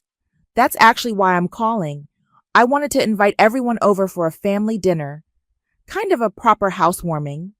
That sounds lovely. When? This Sunday. I was thinking of making it special. Maybe put together a little slideshow about the house, the renovation process. You know how much Aunt June loves family photos. She'll eat that up. Should I bring anything? Just yourselves. Oh, and Viviana, make sure everyone comes. I really want the whole family there. Even Forrest and your mom? Things seem tense at June's birthday party. Especially them. This is about bringing the family together. After I hung up, I spent the rest of the week gathering evidence. I had Corbin help me get screenshots of text messages between Forrest and Jayla. His friend at the phone company owed him a favor, and apparently Jayla had been very chatty about their plans. Look at this one, Corbin said, pointing at his laptop screen. Jayla to her sister. Forrest says Sandra's house will be perfect for us once she's forced to sell. She can't afford the repairs. And this one, I said, scrolling down. Forrest to his friend Mike. The basement thing worked perfectly. Mom was right about hitting the pipe in multiple spots. They're not very smart, are they? Arrogance makes people sloppy. I spent Saturday night editing my slideshow. It started innocently enough. Photos of me painting walls, installing fixtures, arranging furniture, happy music, cheerful transitions. Then, about halfway through, the tone shifted. The security footage appeared without warning. Clear, time-stamped video of Forrest entering my basement with purpose. The audio was perfect. You could hear him talking to Mom on speakerphone. Are you sure about this? Her voice came through clearly. What if she finds out? She won't. And even if she does, what's she going to do? Call the cops on her own family? Just make sure you hit it in the right spots. It needs to look like normal wear and tear. The footage showed him examining the pipe, then striking it methodically. 3 precise hits, exactly where Mom had told him. It's done, he said into the phone. Should start leaking in a day or two. Good. Maybe this will teach her that family comes first. I added the text messages as slides after the video. Screenshot after screenshot of them planning my downfall, celebrating my misfortune, and plotting to buy my house cheap. The final slide was simple. Family comes first. But which family? Sunday morning, I cleaned the house until it sparkled. I cooked all afternoon. Roast beef, mashed potatoes, green beans, fresh rolls. The dining room table was set with my grandmother's china, candles flickering in the center. At 5 o'clock, they started arriving. Viviana and her husband, Uncle Robert and his wife, Aunt June, who gave me a knowing look as she handed me a bottle of wine. Everything ready, she whispered. Everything. Forrest and Jayla arrived fashionably late, followed by Mom. They all complimented the house, the food, the ambiance. Forrest even hugged me. This is really nice, Sandra. I'm glad we're all together. Me too, I said, smiling. I have something special planned for after dinner. Oh? Mom asked. A little slideshow about the house. I thought everyone might enjoy seeing the journey. That sounds wonderful, Viviana said. I love family presentations.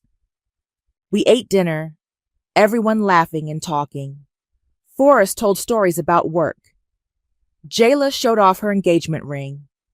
Mom complimented my cooking for the first time in years. It was almost perfect. Almost. Okay, everyone, I said, standing up as I cleared the dessert plates. Time for the main event. Everyone gather in the living room. I'll get the projector set up. They filed into the living room, settling onto couches and chairs, wine glasses in hand.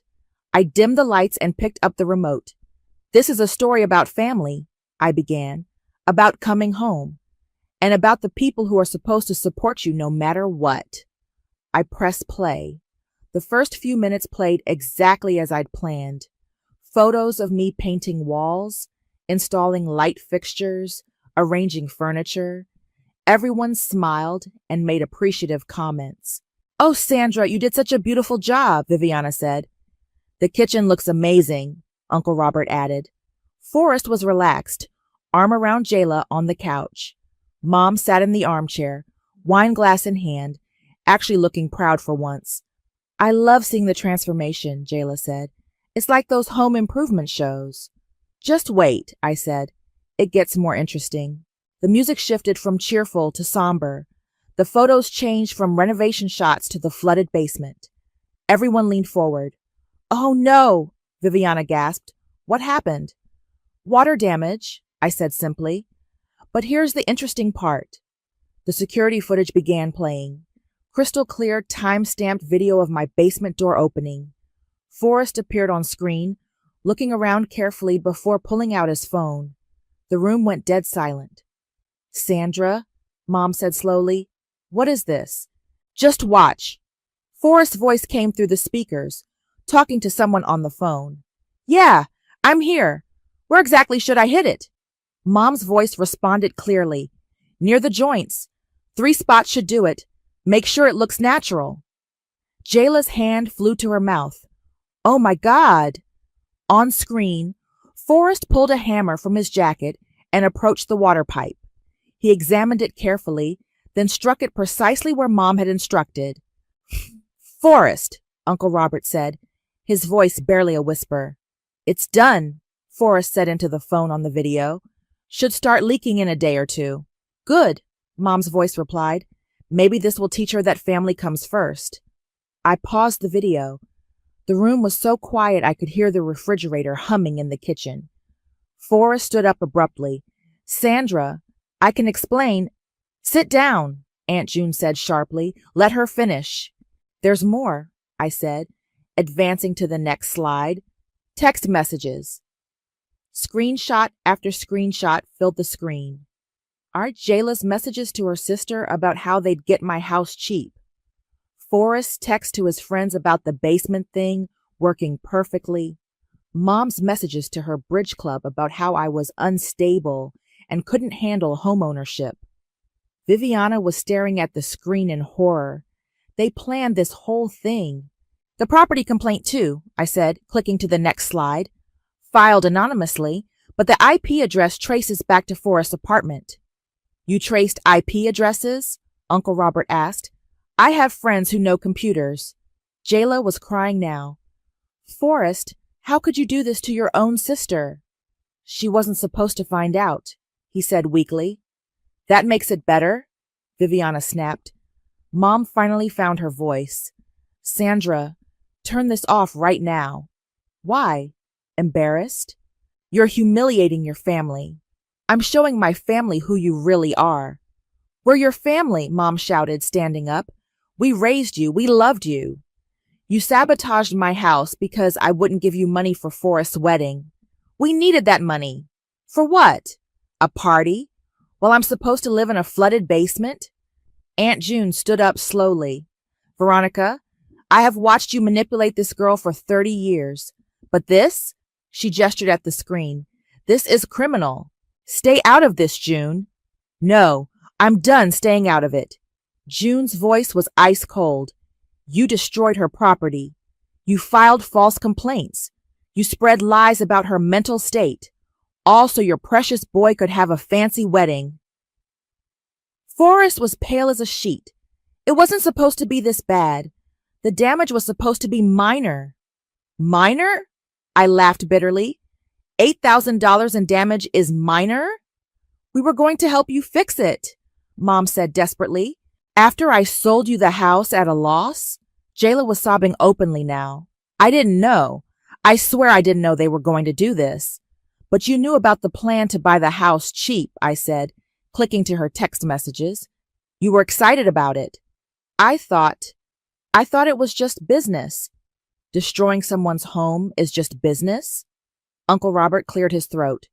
Sandra, what do you want to do about this? I looked around the room. At Forrest, who couldn't meet my eyes. At Mom, who was clutching her wine glass like a weapon. At Jayla, mascara running down her cheeks. At my extended family, who were seeing the truth for the first time. I want them to understand something, I said quietly. I worked 10 years for this house. 10 years of 60-hour weeks, ramen dinners, and second-hand clothes. I saved every penny because I wanted something that was mine. Something nobody could take away from me.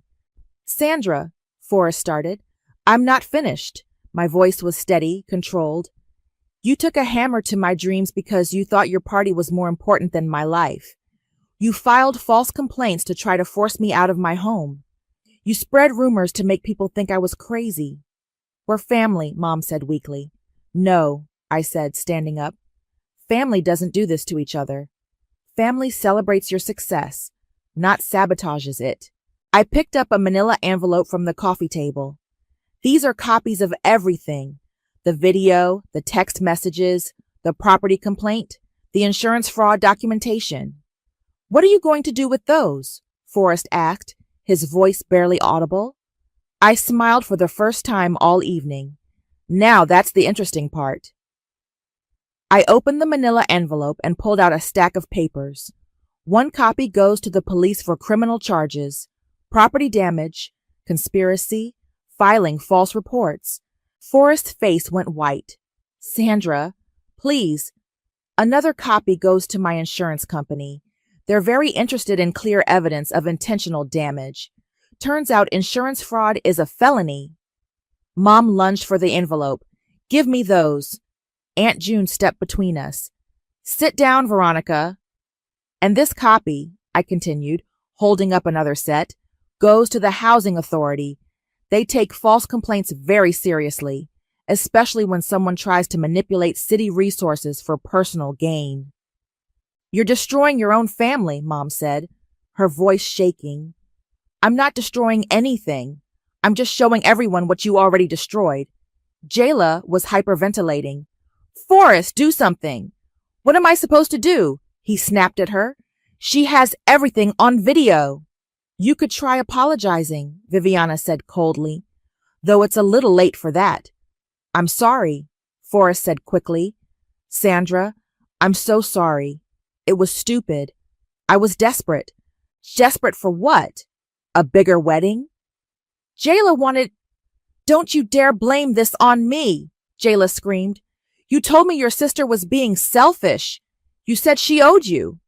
She does owe me, Mom shouted. We raised her. We fed her. We put a roof over her head. For 18 years, I said calmly. I've been taking care of myself for 15 years since then. I don't owe you anything. Uncle Robert was shaking his head. Veronica, how did you think this would end? She was supposed to sell the house and help her brother. That's what family does. A family doesn't commit crimes, Aunt June said. Family doesn't destroy each other's property. It was just a pipe, Mom yelled. It was my home, I yelled back, finally losing my composure. It was the first thing I ever owned that was truly mine, and you destroyed it because you couldn't stand that I succeeded without you. The room erupted. Forrest was arguing with Jayla. Mom was screaming at Aunt June. Viviana was on her phone, probably texting her husband about the drama. I walked to the kitchen and came back with another envelope. There's more, I said loudly. Everyone stopped talking. The basement wasn't your only plan, was it? I pulled out more papers. The rumors you spread about my mental health. The calls to my workplace suggesting I was unstable. The anonymous tip to my mortgage company questioning my income verification. Forrest's mouth fell open. How did you... Phone records, email traces, security footage from my office building showing you in the lobby talking to my supervisor. I smiled. You really thought I wouldn't figure it out? Sandra, Mom said desperately, we can fix this. We can make it right. How? By paying for the damage you caused? By retracting the lies you told? By giving me back the peace of mind you stole? We'll pay for everything, Forrest said. The repairs, the insurance deductible, whatever you want. With what money? You're broke. That's why you needed my house money in the first place. Jayla stood up abruptly. I can't do this anymore. Forrest, I'm going home. Jayla, wait. No, I'm not marrying someone who would do this to his own sister. I'm not becoming part of this family. She grabbed her purse and headed for the door. Jayla, please. Forrest chased after her. We heard the front door slam, then a car engine starting. Look what you've done, Mom said to me. You've ruined his engagement. I ruined his engagement? I laughed. He ruined his engagement when he took a hammer to my basement. He was trying to help you by destroying my property, by showing you that you needed family. Aunt June stood up. Veronica, I've heard enough. You're delusional. Don't you start with me, June. I'll start and I'll finish. You've spent 30 years poisoning this family against Sandra because she didn't need you the way Forrest does. And now you've committed actual crimes because you can't stand that she's successful. She's not successful. She's selfish. She bought a house with her own money. How is that selfish? Because she should have helped her brother. Her brother is 28 years old, Viviana shouted. He should be helping himself. Forrest came back in looking defeated. She's gone. She won't answer her phone. Good, I said. She deserves better than this family. Sandra, please, he said, tears in his eyes. I'll do anything. I'll pay you back. I'll confess to the police myself. Just don't press charges. I looked at him for a long moment. My little brother, who I'd protected from bullies in school, who I'd helped with homework, who I'd lent money to more times than I could count. You know what the worst part is? I said quietly. I would have helped you. If you just asked me honestly, explained your situation, I would have found a way to help with the wedding. You would have? Of course I would have. You're my brother. But instead, you decided to destroy my life to get what you wanted. I walked to the mantelpiece and picked up a certified letter. This is a restraining order. You're not allowed within 500 feet of my house or my workplace. Sandra. And this, I said, holding up another document, is a civil lawsuit for damages, emotional distress, and punitive damages. My lawyer thinks we can get triple damages because it was intentional. Mom was crying now. You're destroying your own family. No, Mom. You destroyed it the day you decided I wasn't worth as much as Forrest. I'm just making sure everyone else knows it too. I looked around the room at my extended family. Thank you all for coming. I think you've seen enough. One by one, they filed out. Uncle Robert patted my shoulder. Viviana hugged me tight. Aunt June was the last to leave. I'm proud of you, she whispered.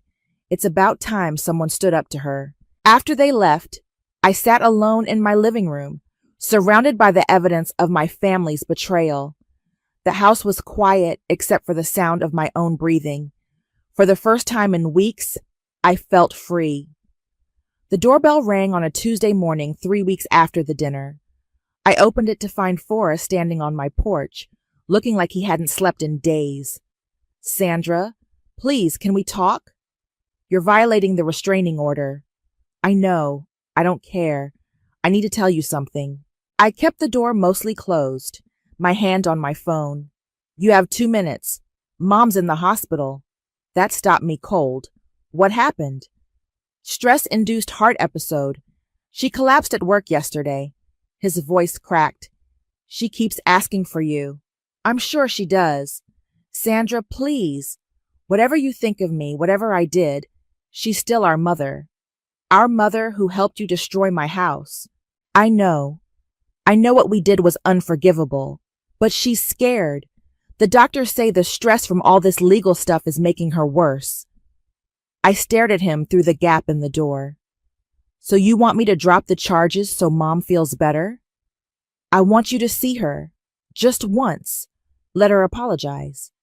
She had 3 weeks to apologize. She chose to hire a lawyer instead. The lawyer was my idea. I thought we could fight it.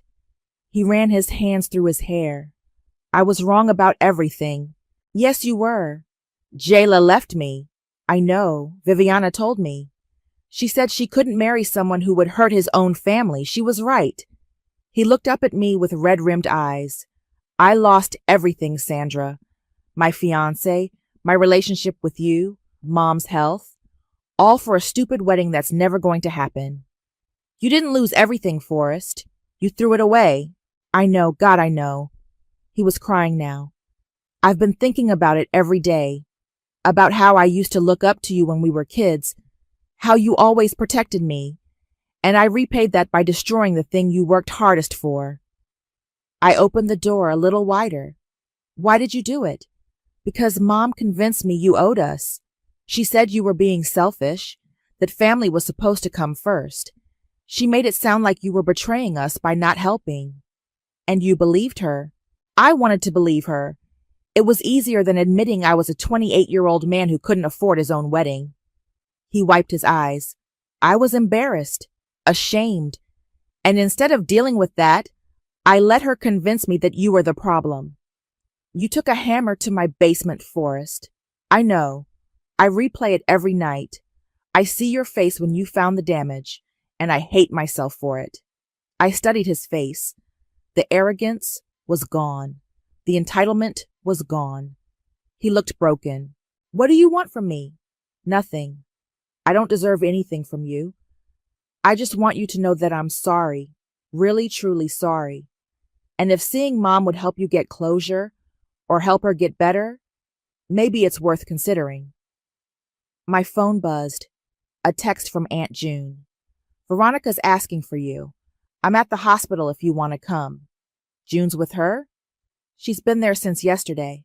She said someone needs to make sure Mom doesn't manipulate the nurses. Despite everything, I almost smiled. That sounds like June.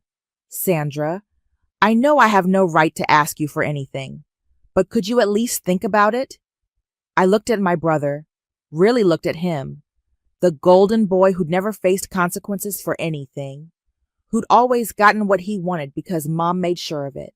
He looked older now, tired, like he'd finally realized the world didn't revolve around him. I'll think about it, I said. Thank you. But Forrest, the charges stand, the lawsuit stands. What you did was criminal, and I'm not dropping it because Mom's sick. I understand. I wouldn't expect you to. He turned to leave, then stopped. For what it's worth, I'm proud of you. For the house, for standing up to us, for everything. I should have said that 10 years ago. After he left, I sat in my kitchen drinking coffee and thinking. My phone rang. Corbin. Hey, how are you holding up? Forrest just came by. Mom's in the hospital. Shit, you okay? I think so. He wants me to visit her. Are you going to? I don't know. Part of me wants to see if she'll actually apologize. Part of me thinks it's just another manipulation. What does your gut tell you? I thought about it. That I need to see this through, one way or another. Want me to drive you? Actually, yeah, that would help. An hour later, we were walking through the hospital corridors. Aunt June met us at the elevator. She's stable, she said without preamble, but she's been asking for you constantly. Fair warning, she's still Veronica. Don't expect a complete personality change. I'm not expecting anything. Good. That's the safest approach with your mother. We walked to room 314. Mom was propped up in bed, looking smaller and older than I'd ever seen her. When she saw me, her eyes filled with tears. Sandra, you came. I came. I'm sorry. I'm so sorry for everything. I pulled a chair next to her bed. Are you? Or are you sorry you got caught? She was quiet for a long moment. Both, I think. I'm sorry I hurt you, but I'm also sorry that my plan didn't work. The honesty surprised me. At least you're being truthful. I spent 30 years trying to control you and you never let me. I resented that. I resented your independence, your success, your ability to be happy without needing anyone. Why? Because I needed to be needed. With Forrest, I was always the hero, the one who solved his problems, gave him money, made his life easier, but you never needed rescuing. So you decided to create a situation where I would need rescuing. Yes, and it was cruel and stupid and wrong. She reached for my hand. I don't expect you to forgive me. I just wanted you to know that I see what I did. I see how I failed you as a mother.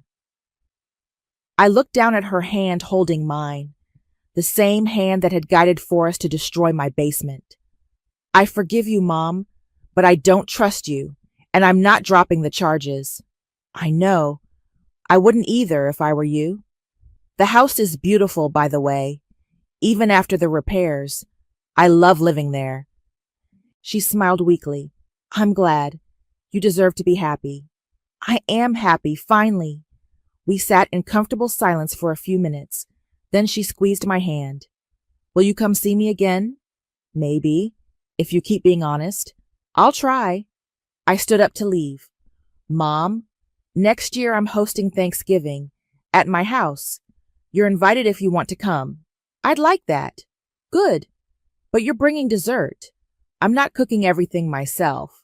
She laughed, actually laughed. Deal? As I walked out of the hospital with Corbin and Aunt June, I felt something I hadn't felt in years. Peace. Not because everything was fixed, but because I'd finally stopped trying to fix things that were never my responsibility to fix. So, Corbin said as we got in the car, how does it feel to win? I thought about it. Like I can finally go home. And I did.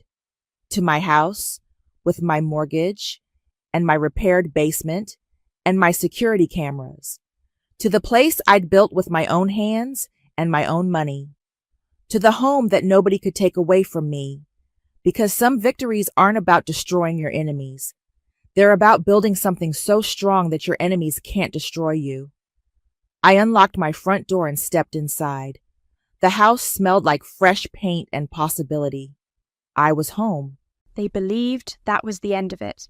But in truth, that was the day I buried the last piece of myself that cared.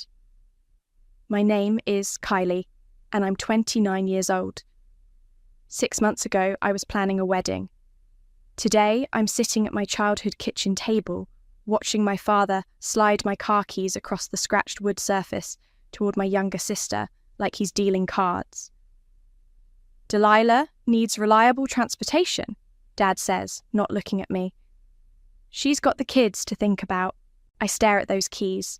Silver Honda key, black plastic fob with the unlock button worn smooth from 2 years of my thumb. I bought that car with money from working double shifts at the coffee shop while Jake and I saved for our future. Back when I thought I had one. Doug, maybe we should discuss this as a family, Mum says, wringing her dish towel like she's trying to strangle it. We are discussing it. Dad's voice has that final tone I remember from childhood. Kylie doesn't need a car. She works from home now. I work from home because I can't afford to move out. I work from home because when Jake called off our engagement 6 weeks before the wedding, I had nowhere else to go.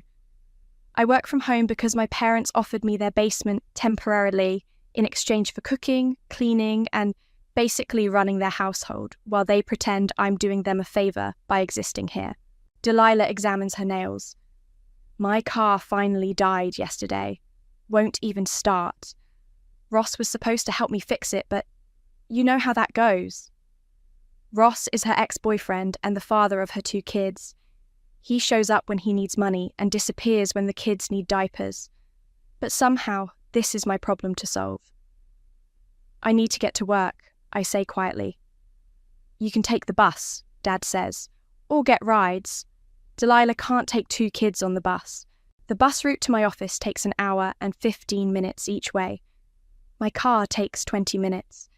But I don't say this because I learned months ago that logic doesn't work in this house. Only volume does, and I stopped raising my voice the day I moved back in. The car's in my name, I say instead. And this house is in mine, Dad shoots back. You want to start keeping score? Mum makes a soft sound. Kylie, honey, you know We're not charging you rent. We're all making sacrifices here. Sacrifices. Like the sacrifice of doing their laundry every day. The sacrifice of grocery shopping with my own money because they're between paychecks. The sacrifice of cooking dinner every night while they watch TV. The sacrifice of cleaning their bathroom because Delilah's kids make such a mess. I look at my sister. She's scrolling through her phone, probably posting about her car troubles on Facebook for sympathy. She's wearing the designer jeans I bought her for Christmas, the ones she said she desperately needed for a job interview that never happened. Kylie? Dad's waiting for an answer. I think about the morning Jake called everything off. How he said he couldn't see a future with me. How he said I was too accommodating and it made him feel like he was dating a doormat. How I packed my entire life into garbage bags and drove to my childhood home, thinking it would be temporary. I think about the conversation I had with my parents that first night. How they said I could stay as long as I needed, but I'd have to contribute to the household. How that contribution somehow became me doing everything while they did nothing. I think about my car sitting in their driveway, the only thing I own that's completely mine. The only thing that can take me away from here whenever I want. Fine, I say, and push the keys toward Delilah. It's yours. Dad nods like he expected this. Mom looks relieved. Delilah finally looks up from her phone and smiles. Thanks, sis. I really appreciate this. I'll take good care of it. I stand up from the table. I know you will. Where are you going? Mom asks. To call in sick. Since I don't have a car to get to work anymore, I walk toward the basement stairs, and I can hear them already making plans. Dad's talking about getting Delilah's name added to the insurance. Mum's suggesting they celebrate with takeout. Delilah's calling her friend to brag about her new car. None of them thank me, but I didn't expect them to. What they don't know is that I've been planning for this moment. What they don't know is that I've been documenting everything. What they don't know is that giving up my car was never going to be the end of anything. It was going to be the beginning. The next morning, I'm scrubbing breakfast dishes when Delilah breezes into the kitchen, jingling my car keys like a wind chime. I'm taking the kids to the park, she announces, then maybe some shopping. This car drives like a dream. She's wearing makeup for the first time in weeks. Her hair is actually brushed. Amazing what a little transportation can do for someone's self-esteem. That's nice, I say, not turning around from the sink. Oh, and Mom wants you to pick up groceries today. She left a list on the counter. I glance at the handwritten note. Organic this, gluten-free that. Expensive stuff. How am I supposed to get to the store? Bus? Uber? I don't know. Figure it out. I need the car today. The front door slams before I can respond. Through the window, I watch her buckle her kids into my car seats, the ones I bought because hers were recalled. She adjusts my rearview mirror, changes my radio station, and drives away. My phone buzzes. Text from Jade, my co-worker and the closest thing I have to a friend these days. Coffee after work. I'm buying. Can't. No car. Long story. I'll pick you up. 5:30. At exactly 5:30, Jade's beat-up Toyota pulls into the driveway. I'm waiting on the porch with my laptop bag, having spent the day working from the kitchen table while Mum watched her stories and complained about the noise of my typing. So, Jade says as I buckle my seatbelt, what happened to your car? Family meeting. Delilah needed it more than I did. Jade stares at me. You're kidding. Nope. Dad's orders. I'm apparently more expendable than a single mum. Kylie, that's insane. It's your car. Was my car. We drive to the coffee shop in silence.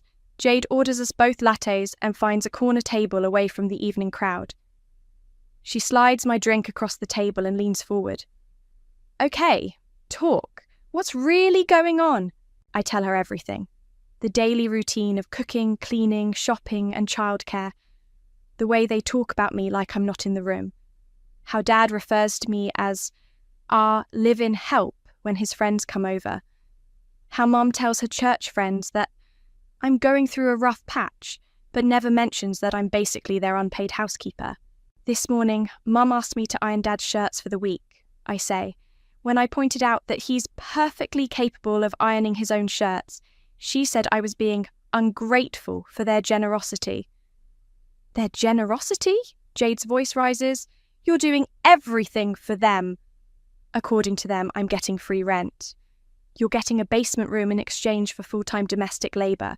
That's not generosity, that's exploitation. I sip my latte. It tastes like freedom, like the life I used to have when I could drive myself places and make my own choices. I've been keeping track, I say quietly. Of what? Everything. Every meal I cook, every load of laundry, every grocery run, every time I babysit Delilah's kids so she can go out, every time I clean up after Dad's poker nights. Jade raises an eyebrow. Why? Because I'm tired of being invisible. I'm tired of being treated like I owe them something for existing. So what are you going to do about it? I pull out my phone and show her a note I've been keeping. Hours worked, tasks completed, money spent, 2 years of data, organised by month. Jesus, Kylie, this is like a full-time job. 2 full-time jobs. I calculated it last night. If I charged minimum wage for everything I do, they'd owe me over $60,000. Have you shown them this? What's the point? They just say I'm being dramatic. That family doesn't work that way. That I should be grateful they took me in. Jade studies the numbers on my phone. You know what this reminds me of? When my cousin had that contractor who wouldn't pay him, he had to get a lawyer involved. A lawyer? Yeah, this guy Van. He specialises in small business disputes, but he helped my cousin file a lien against the property until he got paid. I'm not sure how that applies to my situation. Maybe it doesn't, but maybe it does. Jade pulls out her phone. Want me to ask him? Just to see what he says? I think about this morning, about Delilah driving away in my car while I stood at the sink, washing dishes that weren't mine, about the grocery list with my name on it, written in my mother's handwriting like I'm the hired help. Yeah, I say. Ask him. Jade types quickly. I'm telling him you've been providing unpaid services to family members and want to know your options. I don't want to sue my family. You don't have to sue anyone, but maybe there's something else you can do, some way to make them understand what you're worth. My phone buzzes. Text from Mum. Where are you? Dinner won't make itself. I show Jade the message. She shakes her head. You're not going home to cook dinner, are you? I have to. They're expecting me. Kylie, you're 29 years old. You don't have to do anything, but I do go home. I cook dinner and serve it and clean up afterward while they watch TV. I do 3 loads of laundry and fold everything neatly. I pack lunches for Delilah's kids and set out their clothes for tomorrow. And all the while, I'm thinking about what Jade said. About lawyers and liens and making people understand what you're worth. When I finally get to bed, there's a text from Jade. Van says call him tomorrow. He has some ideas. I stare at the message until my eyes blur. Then I save his number in my phone. Van's office is in a strip mall between a nail salon and a tax prep place. The sign on the door reads, Van Brewer Legal Consultant, in faded gold letters. I almost turn around 3 times before finally knocking. Come in. He's younger than I expected, maybe mid-30s, with rolled-up sleeves and a coffee-stained tie. His desk is covered in papers, and there's a half-eaten sandwich next to his computer. You must be Kylie, Jade's friend. He gestures to a chair across from his desk. She said you have an interesting situation. I'm not sure if it's interesting or just pathetic. Try me. I pull out my phone and show him the notes I've been keeping. He scrolls through months of data, occasionally making small sounds of surprise. You've been tracking all of this. Every day for 2 years. Cooking, cleaning, childcare, grocery shopping, laundry. even mileage when I drive them places. And you're not being paid for any of this. They say I'm getting free rent. Van looks up from my phone. What's the market rate for rent in your area? Maybe $800 a month for a basement room. So, $19,000 over 2 years. He grabs a calculator. And you're providing how many hours of service per week? 40 to 50.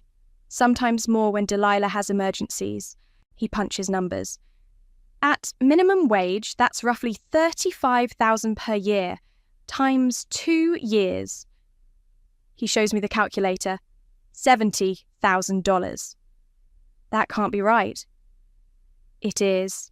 You've been providing $70,000 worth of labor in exchange for $19,000 worth of housing. They owe you $51,000. The number hits me like a slap. But they're family. Family doesn't exempt people from basic fairness. If anything, family should treat you better than strangers would. What can I do about it? Van leans back in his chair. Legally? Several things. You could file a claim for unpaid wages. You could sue for unjust enrichment. But those take time and money, and family court is messy. So I'm stuck. I didn't say that. He opens a filing cabinet and pulls out a folder. Tell me about your car. What about it? Jade mentioned they took it from you. Is it titled in your name? Yes, I bought it myself, paid it off myself, but they said Delilah needed it more. And you just gave it to her? What choice did I have? It's their house. Van slides a legal pad across the desk. I want you to write down exactly what happened, every detail of that conversation. I write for 10 minutes, describing the family meeting, Dad's ultimatum, the way they made me feel like I was being selfish for even hesitating. Van reads it over. This is coercion. They used your housing situation to force you to give up your property. Can I get it back? Maybe, but I have a better idea. He pulls out a blank form. Have you ever heard of a mechanic's lien? No. It's when someone provides services to improve or maintain property, and the property owner doesn't pay. The service provider can place a lien on the property until they're compensated. I don't understand how that applies to me. Your car is property. You've been providing services to your family. Services that directly benefited them and allowed them to maintain their lifestyle. Services they couldn't afford to pay for otherwise. I stare at him. You're saying I can put a lien on my own car? I'm saying you can put a lien on the car that's currently in your sister's possession. Yes, the car you were coerced into giving up in lieu of payment for services rendered. Is that legal? Completely. You'd be claiming the car as collateral for unpaid labour. If they want to keep it, they pay you what you're owed. If they can't pay, you get the car back. How much would I charge them? Van looks at his calculator again. Based on your documentation, I'd say $67,421. That's 2 years of labour minus the market value of your housing, plus interest and administrative fees. The number is so large it doesn't feel real. They'll never pay that. Then you get your car back. Plus, you'll have a legal document proving exactly what your labour was worth. Sometimes people need to see things in black and white before they understand. What would I have to do? First, we itemise everything. Every service, every hour, every expense. Then, we file the lien with the county. Then, we serve them with official notice. And if they fight it, they can try. But you have 2 years of documentation, and they have, what? The argument that family should work for free? I think about this morning, about making breakfast for 6 people while Delilah slept in, about packing lunches and finding matching socks and wiping down counters that were already clean, about watching my car drive away with someone else behind the wheel. How long would this take? 2 weeks to prepare everything, another week to file and serve. After that, It's up to them. And you think this will work? Van closes the folder. I think it will get their attention. Whether it works depends on what you really want. I want my car back. Is that all you want?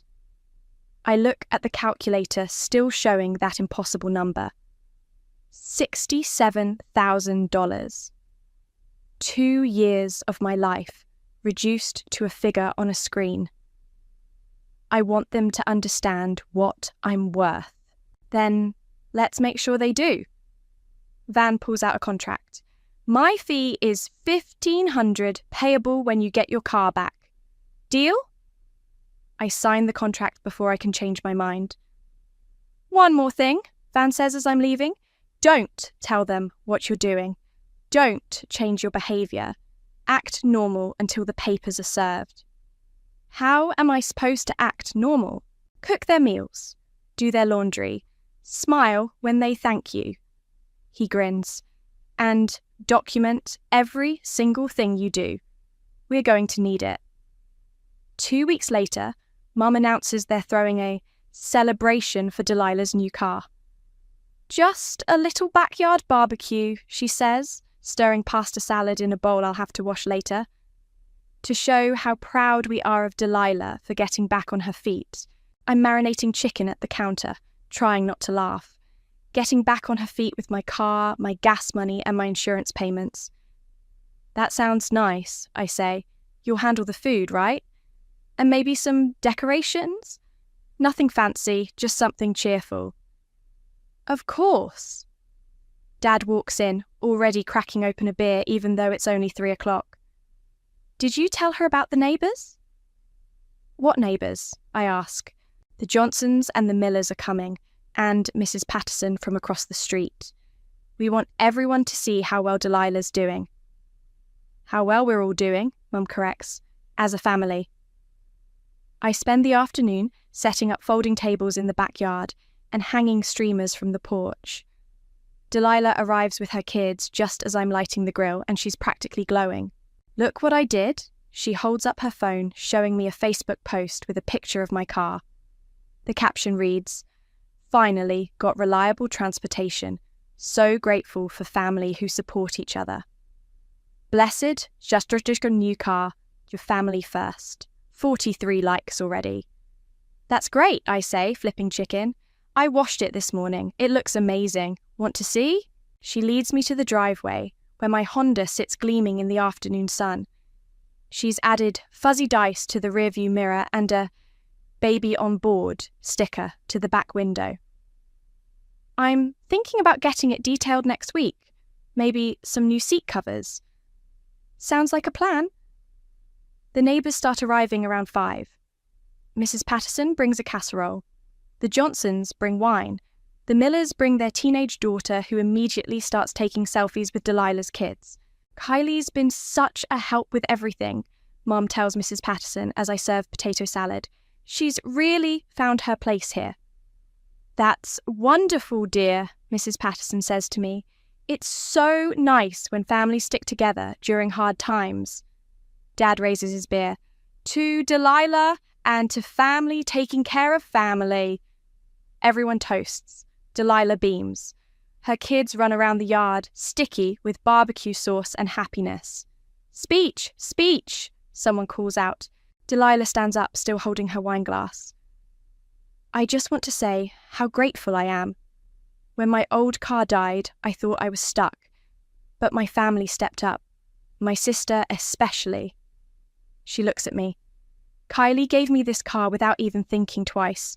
That's what real family does. More applause. I smile and wave from behind the grill.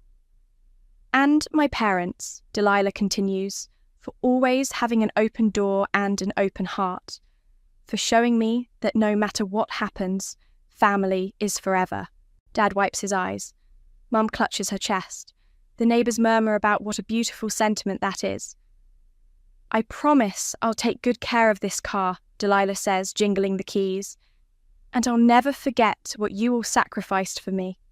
The party continues until almost 9. I serve dessert and coffee, collect plates, and wipe down tables while everyone else relaxes on the porch. The kids fall asleep in lawn chairs. The adults get progressively louder and more sentimental. "You raised good girls," Mr. Johnson tells Dad. "Kylie's always been the responsible one," Dad replies. "Never gave us any trouble. Always puts family first." Around 10, people start leaving. I'm loading the dishwasher when Delilah comes into the kitchen. "Thanks for tonight. The food was perfect." "You're welcome. I know this hasn't been easy for you, giving up the car and everything, but it really means a lot." I'm glad it's working out. She hugs me, smelling like wine and barbecue smoke. "You're the best sister anyone could ask for." After she leaves, I finish cleaning up alone. Mum and Dad have gone to bed, leaving me with a sink full of dishes and a backyard full of empty bottles and paper plates. I'm wiping down the last table when I see the envelope in my purse. Van gave it to me yesterday with specific instructions. "Place this somewhere she'll find it after the celebration. Preferably in the car." I walk to the driveway. My Honda sits there looking innocent, still decorated with streamers from the party. I unlock it with my spare key, the one they forgot I had, and place the sealed envelope on the dashboard. The letter inside is brief and professional. It explains the lien, lists the amount owed, and provides 30 days' notice before seizure. Van's business card is stapled to the back. I lock the car and go back inside. Tomorrow I'll call the towing company Van recommended. They'll be here at 7 a.m. sharp before anyone else is awake. I set my alarm for 6:30 and go to bed. In the morning, I make coffee and sit at the kitchen table waiting. At exactly 7, I hear the rumble of a diesel engine in the driveway. The tow truck driver knocks on the front door. He's a big guy with kind eyes and grease under his fingernails. "You the owner of the Honda?" "Yes." "Got the paperwork?" I hand him the lien documents and my registration. He looks them over and nods. "You got a hell of a sense of timing," he says, glancing at the streamers still hanging from the porch. "Looks like quite a party." It was. Well, let's get this loaded up. I watch from the kitchen window as he hooks up my car and drives away. The sun is just coming up, painting the sky pink and gold. Upstairs, my family is still sleeping off their celebration. They have no idea what's coming. I'm scrambling eggs when the screaming starts.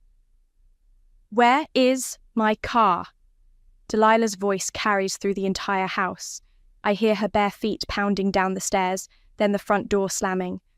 More screaming from the driveway. "Mom! Dad! Someone stole my car!" I flip the eggs and turn the heat down. The bacon is almost done. Dad thunders down the stairs in his bathrobe. "What's all the noise?" "The Honda's gone!"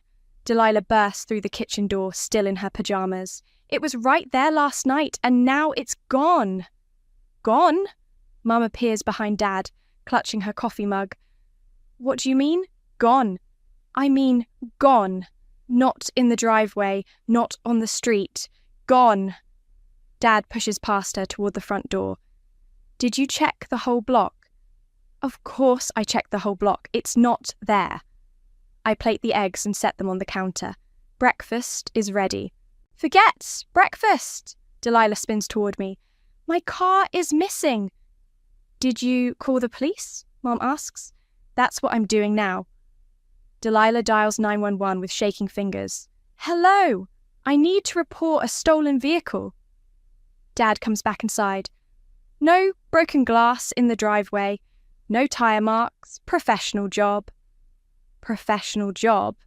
Mum's voice goes up an octave. "You think it was professionals?" "Had to be. Car thieves are getting sophisticated these days." Delilah is giving the 911 operator our address. "It's a silver Honda Civic license plate." She pauses.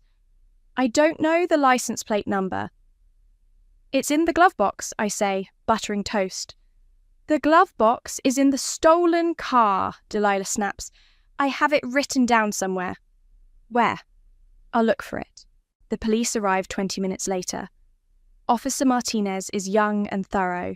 taking notes while Delilah explains about the party, the neighbours, how the car was definitely there at 10 p.m. Any enemies? He asks. Anyone who might want to target you specifically? No, everyone loves me. Ask anyone. What about the car's history, previous owners, outstanding loans? It was my sister's car, Delilah says. She gave it to me 2 weeks ago. Officer Martinez looks at me. You're the previous owner? Yes. Any problems with the transfer? Paperwork issues? No problems. I'll need to see the title and registration. Delilah looks panicked. I don't have those yet. We were going to do the paperwork this week. So the car is still registered in your name? He asks me. Yes. Officer Martinez closes his notebook. Ma'am, I can't file a stolen vehicle report for a car that's not legally yours. But she gave it to me, Delilah protests. Verbally, yes, but legally, it still belongs to your sister. She'd have to be the one to report it stolen. All eyes turn to me. I'm spreading jam on toast, taking my time. Kylie, Dad's voice has an edge. Do you want to report your car stolen? I don't think it was stolen. What do you mean? Mum asks. I mean, I know where it is. The kitchen goes dead silent. Officer Martinez reopens his notebook. You know where it is? Delilah's voice is barely a whisper. It's been repossessed.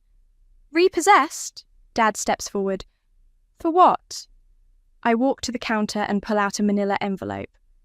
I left this in the car last night. I guess you didn't see it. Delilah snatches the envelope and tears it open. Her face goes white as she reads. What does it say? Mum demands. Delilah's hands are shaking. It's a bill. A bill for what? For services rendered. Delilah looks up at me. $67,000. Dad grabs the letter. What the hell is this? It's an itemized invoice for 2 years of unpaid labour, I say calmly. Cooking, cleaning, childcare, shopping, laundry. Everything I've done since I moved back home. This is insane, Mum breathes. The car is being held as collateral until the debt is paid, I continue. It's all explained in the letter. Officer Martinez clears his throat. This is a civil matter. I'll leave you folks to work it out. After he leaves, the kitchen erupts. You can't be serious. Delilah waves the letter. You can't charge family for helping out. I can, and I did. This is extortion. Dad's face is red. You're trying to extort your own family. I'm trying to get paid for my work. Work? Mum laughs bitterly. You call living here work? I call cooking every meal, doing every load of laundry, and cleaning every mess work. Yes. We gave you a place to live, Dad shouts, and I gave you a full-time housekeeper. The market rate for my services is $67,000. The market rate for basement rent is $19,000. You owe me the difference. Delilah is crying now. I have to get the kids to school. I have to get to work. I need that car. Then pay me what you owe me. I don't have $67,000. Then I guess you don't have a car. Kylie, this is cruel, Mum says. This is your family. My family that treats me like hired help. We don't treat you like hired help. You literally introduced me to the neighbours as our live-in help last month. Dad's mouth opens and closes. Mum stares at her coffee mug. There's a cab voucher in the glove box, I say to Delilah. My last act of service. Don't contact me about this again. All communication goes through my lawyer now. I pick up my breakfast plate and head toward the basement stairs. Where are you going? Mum calls. To pack. I'm moving out today. You can't just leave. Watch me. Behind me, Delilah is sobbing. Dad is cursing. Mum is making those little whimpering sounds she makes when she's overwhelmed. I close the basement door and start throwing clothes into garbage bags. My phone buzzes. Text from an unknown number. Saw the tow truck video on TikTok. You're my hero. I look up tow truck video and find it immediately. Someone filmed the whole thing from their bedroom window this morning. The caption reads, "When your maid finally quits." It has 50,000 views already. I screenshot it and send it to Jade with a message. I think I'm going viral. Jade's spare bedroom is tiny, but it's mine. No one expects me to cook breakfast or fold laundry or explain where I'm going. I've been here 3 days and I still wake up surprised by the silence. "Coffee's ready," Jade calls from the kitchen. I find her scrolling through her phone, grinning. "Your video hit 1 million views." "It's not my video." "Okay, the video of your revenge hit 1 million views. People are obsessed. Look at these comments." She shows me her screen. Hundreds of comments calling me a queen and sharing their own family horror stories. Someone started a hashtag, #pay your maid. This is insane. This is justice. People are tired of being taken advantage of by family. My phone buzzes. Text from Mum. "Please, call me. We need to talk." I show Jade. She shakes her head. "Don't do it. You said all communication goes through Van." She's probably panicking. The kids still need to get to school. Not your problem anymore. Another text, this one from Dad. "This has gone far enough. Come home and we'll discuss this like adults." Then Delilah. "I can't believe you're doing this to me, to your own niece and nephew." I block all 3 numbers. "Good," Jade says. "Now finish your coffee, we're going shopping." I can't afford to go shopping. "You can afford a new outfit for your meeting with that nonprofit today. Consider it an investment." The meeting is at a women's resource centre downtown. The director, Sarah, is maybe 40, with kind eyes, and the tired look of someone who's seen too much. "Jade told me about your situation," she says. "I have to say, your approach is creative. I just wanted them to understand what my work was worth. And now I want to help other people in similar situations. If that's possible." Sarah pulls out a folder. "We get calls every week from women trapped in family situations like yours. Adult children providing unpaid care, sisters supporting brothers who won't work, daughters-in-law treated like servants. Most of them don't know they have options." "What kind of options?" "Legal options, financial options. Sometimes just the knowledge that they're not crazy for feeling exploited." "I could help with that. We're looking for someone to develop a program. Support groups, legal workshops, resource guides. The pay isn't much, but it's meaningful work." "I'm interested." "There's one thing." Sarah hesitates. "Your situation has gotten a lot of attention. Some of it positive, some not. Are you prepared for that?" Before I can answer, my phone rings. Unknown number. "Don't answer it," Sarah says. "We've been getting calls all morning. Reporters wanting to interview you." "Reporters?" "Your story hit the news, local first, then national. Woman bills family 67K for unpaid labour is trending on Twitter."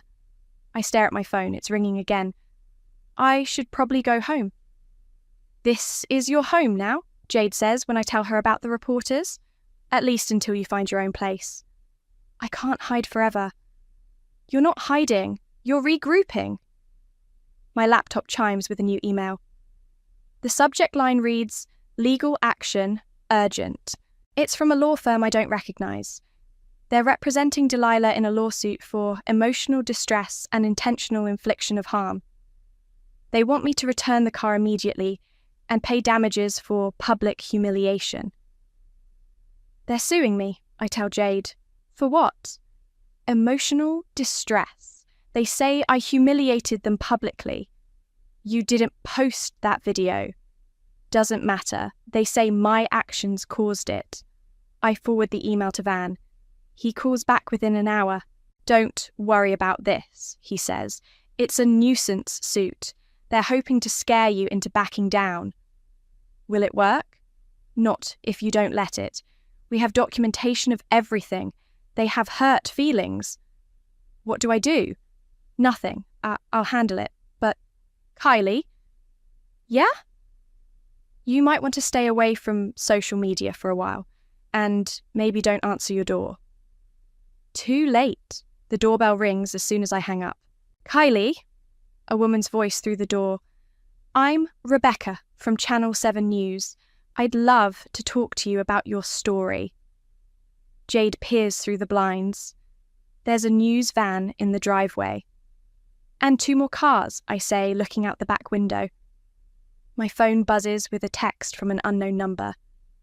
You're an inspiration. My sister has been using me as free childcare for 3 years. How do I stop? Then another. Saw your story. My brother moved in temporarily 5 years ago. Still here, still not paying rent. What did you do first? And another. You gave me the courage to leave my family's house. Thank you. Jesus, Jade says, reading over my shoulder. How many people are dealing with this? More than I thought. The doorbell rings again. This time it's a different reporter. We should go out the back, Jade says. I can't run forever. You're not running. You're choosing when and how to tell your story. But as we sneak out through Jade's backyard, I realize I'm not sure what my story is anymore. It started as revenge against my family. Now it's something bigger. My phone buzzes with another message. My mum saw your story on the news. She finally understands why I moved out. Thank you for giving me the words. Maybe that's what this is really about. Not just getting my car back or making my family pay. Maybe it's about giving people permission to value themselves. The thought terrifies and thrills me in equal measure. The courthouse steps are packed with reporters when Van and I arrive for the hearing. Cameras flash as we push through the crowd. Kylie, how do you respond to claims that you're destroying your family? Are you really asking for $67,000? Do you regret your actions? Van guides me through the chaos. Don't say anything. Let me handle this. Inside, the courtroom is surprisingly full. I spot my parents in the front row with Delilah, who's wearing a black dress like she's attending a funeral. Her lawyer is a sharp-looking woman in an expensive suit. That's Margaret Chen, Van whispers. She specializes in family law, probably costing them a fortune. They can afford her, but not my bill. Priorities? Judge Harrison calls the court to order. He's an older man with grey hair and tired eyes, like he's seen every kind of family drama imaginable. This is a motion to dismiss the lien and a countersuit for emotional distress, he announces. Ms. Chen, you may proceed. Delilah's lawyer stands. Your Honour, this case represents a fundamental abuse of the legal system. The defendant has weaponized a legitimate business tool to extort her own family. Objection, Van says. The lien was filed properly and legally. Sustained. Continue, Miss Chen. My client provided her sister with housing, food, and emotional support during a difficult time. In return, the defendant has publicly humiliated her family and caused severe emotional distress. She presents printed screenshots of social media posts, news articles, and the TikTok video. This has gone viral, Your Honour. My client's children are being teased at school. Her neighbours are treating her like a pariah. Your Honour, Van stands, the plaintiff is not being sued for providing housing. She's being billed for services she received. Services that were documented, quantified, and provided in good faith. Good faith? Delilah's lawyer scoffs. This is revenge, pure and simple. Judge Harrison looks at me. Ms. Morgan, please approach the bench. I walk forward on shaking legs. The judge studies me over his glasses. Did you really keep track of every hour you worked for 2 years? Yes, Your Honour. Why? Because I felt invisible, like my work didn't matter to them. And you believe your family owes you $67,000? I believe they owe me recognition that my work had value. The money is just how we measure that value. He nods slowly. Return to your seat. Van presents our evidence. Bank statements showing I paid for groceries. Photos of me cooking, cleaning, babysitting. Receipts for gas, household supplies, children's clothes. 2 years of documentation. This isn't about money, Van says. This is about a young woman who was taken advantage of by people who should have protected her. Objection! Delilah's lawyer jumps up. Inflammatory! Overruled. Continue, Mr. Brewer. The plaintiff claims emotional distress. But where's her concern for the emotional distress she caused my client? Where's her gratitude for $67,000 worth of free labour? Van pulls out a folder. I'd like to present additional evidence, Your Honour. What kind of evidence? Communications from other family members. He hands the judge printed emails and text messages. I recognise some of them. Messages from Dad calling me our live-in help. Texts from Mum asking me to handle various household crises. Delilah's constant requests for babysitting. These messages show a pattern of exploitation, Van continues. My client wasn't a family member receiving support. She was unpaid domestic staff. Judge Harrison reads through the messages. His expression grows darker with each page. Ms. Chen, does your client have a response to these communications? Delilah's lawyer whispers frantically with my family. Delilah is crying. Mum looks sick. Dad's face is red with anger. Your Honour, these messages are taken out of context. This is normal family communication. Normal? Judge Harrison holds up one of the texts. This message from the defendant's mother says, and I quote, "Can you handle dinner tonight? I'm too tired to cook." This was sent at 2 p.m. on a Tuesday. The defendant was at her paying job. Families help each other, Your Honour. Help is reciprocal, Ms. Chen. This appears to be one-sided. Van stands again. Your Honour, I'd like to call a character witness. Proceed. To my surprise, Mrs. Patterson from across the street walks to the witness stand. She's wearing her best dress and looks nervous. Mrs. Patterson, you've observed the defendant's family for several years? Yes, I live across the street. In your observation, what was the defendant's role in the household? She did everything. Cooking, cleaning, yard work. I used to joke with my husband that they had the best maid in the neighbourhood. Did you ever see other family members helping with these tasks? Not really. Kylie was always the one working. The others would sit on the porch while she mowed the lawn. Thank you. No further questions. Delilah's lawyer tries to cross-examine, but Mrs. Patterson sticks to her story. That girl worked like a dog for that family. Never saw anything like it. Judge Harrison calls for a recess. During the break, I see my family huddled with their lawyer. Delilah keeps looking at me with a mixture of anger and something that might be shame. When court resumes, the judge has made his decision. The motion to dismiss is denied. The lien stands.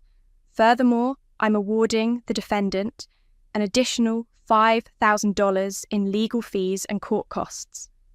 Delilah gasps. Dad starts to stand, but their lawyer pulls him back down. As for the countersuit, Judge Harrison continues, it is dismissed with prejudice. The plaintiff's claim of emotional distress is undermined by her own treatment of the defendant. Your Honour, Delilah's lawyer tries one last time. My client has children to transport. She needs that vehicle. Then she should pay for it. Court is adjourned. The gavel slams down. Reporters rush toward me, but Van hustles me toward a side exit. Kylie! Delilah's voice cuts through the noise. Please! I'm sorry. Can't we work something out? I turn to look at her. She's crying, mascara running down her cheeks. For a moment, she looks like the little sister I used to protect from bullies. You had 2 years to work something out, I say. You chose not to. Outside, Van is grinning. $72,421, plus your car back. Do you think they'll pay? They don't have a choice. The lien is enforceable now. My phone buzzes with a message from an unknown number. Watched the hearing online. You're a hero. Can you help my sister get out too? I show Van the message. He nods. Looks like you're going to be busy? Good, I say. I'm ready to get back to work. The check arrives on a Tuesday morning, delivered by certified mail to Van's office. $72,421, signed by Douglas Morgan in shaky handwriting. They liquidated Dad's retirement account, Van tells me, sliding the check across his desk, and took out a second mortgage. Jesus. You feel bad? I stare at the numbers. All those zeros representing 2 years of my life finally acknowledged. No, I feel free. Van calls the towing company.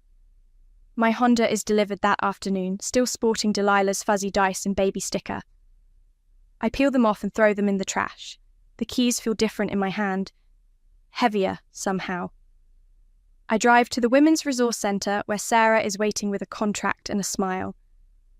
Ready to help other people get their lives back? More than ready. My first client is Maria, a 34-year-old teacher who's been supporting her unemployed brother and his girlfriend for 3 years. She sits in my office clutching tissues, telling me about cooking for 4 people every night and paying utilities while they play video games. I know I should kick them out, she says, but he's family. Family doesn't mean free labour, I tell her. Trust me on that. I show her how to document everything, how to set boundaries, how to calculate what her services are worth. By the end of our session, she's sitting straighter. I'm going to give them 30 days' notice, she says. Official notice. Good. And Maria? You're not responsible for their reaction. The program grows quickly. Word spreads through social media, support groups, and local news coverage. Women drive from 3 states away to attend our workshops. We teach them about liens, small claims court, and the legal value of domestic labour.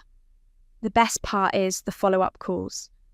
Maria evicted her brother and bought herself a new couch. Jennifer stopped doing her adult son's laundry, and he finally moved out. Patricia charged her sister for babysitting and used the money for a vacation. You started something, Jade tells me over dinner at my new apartment. It's small, but it's mine. No one else's dishes in the sink. No one else's schedule to follow. I just got tired of being invisible. You're definitely not invisible now. She's right. The story won't die. I get interview requests weekly, speaking invitations monthly. A publisher wants me to write a book about reclaiming your worth in toxic family dynamics. But the best messages are the personal ones. The woman who finally left her mother's house after 20 years of unpaid caregiving. The man who stopped supporting his gambling-addicted brother. The daughter who charged her parents for managing their finances and used the money to buy her own place. My phone buzzes. Text from an unknown number. Saw your interview on the morning show? My family treats me like their personal assistant. How do I start documenting everything? I forward it to my assistant. We get 50 messages like this every week now. The doorbell rings. I'm not expecting anyone, but when I look through the peephole, I see a familiar face. Mom stands on my doorstep holding a casserole dish, looking older than I remember. Her hair is greyer, her shoulders more stooped. Hi, honey. Mum, can I come in? I step aside. She walks into my living room, taking in the furniture I bought myself, the photos on the walls that don't include any of them. Nice place? Thanks. She sets the casserole on my counter. Tuna noodle. I remember it was your favourite. When I was 12. Right. She fidgets with her purse strap. I wanted to apologise. For what specifically? For not seeing. For taking advantage. For letting it go on so long. And?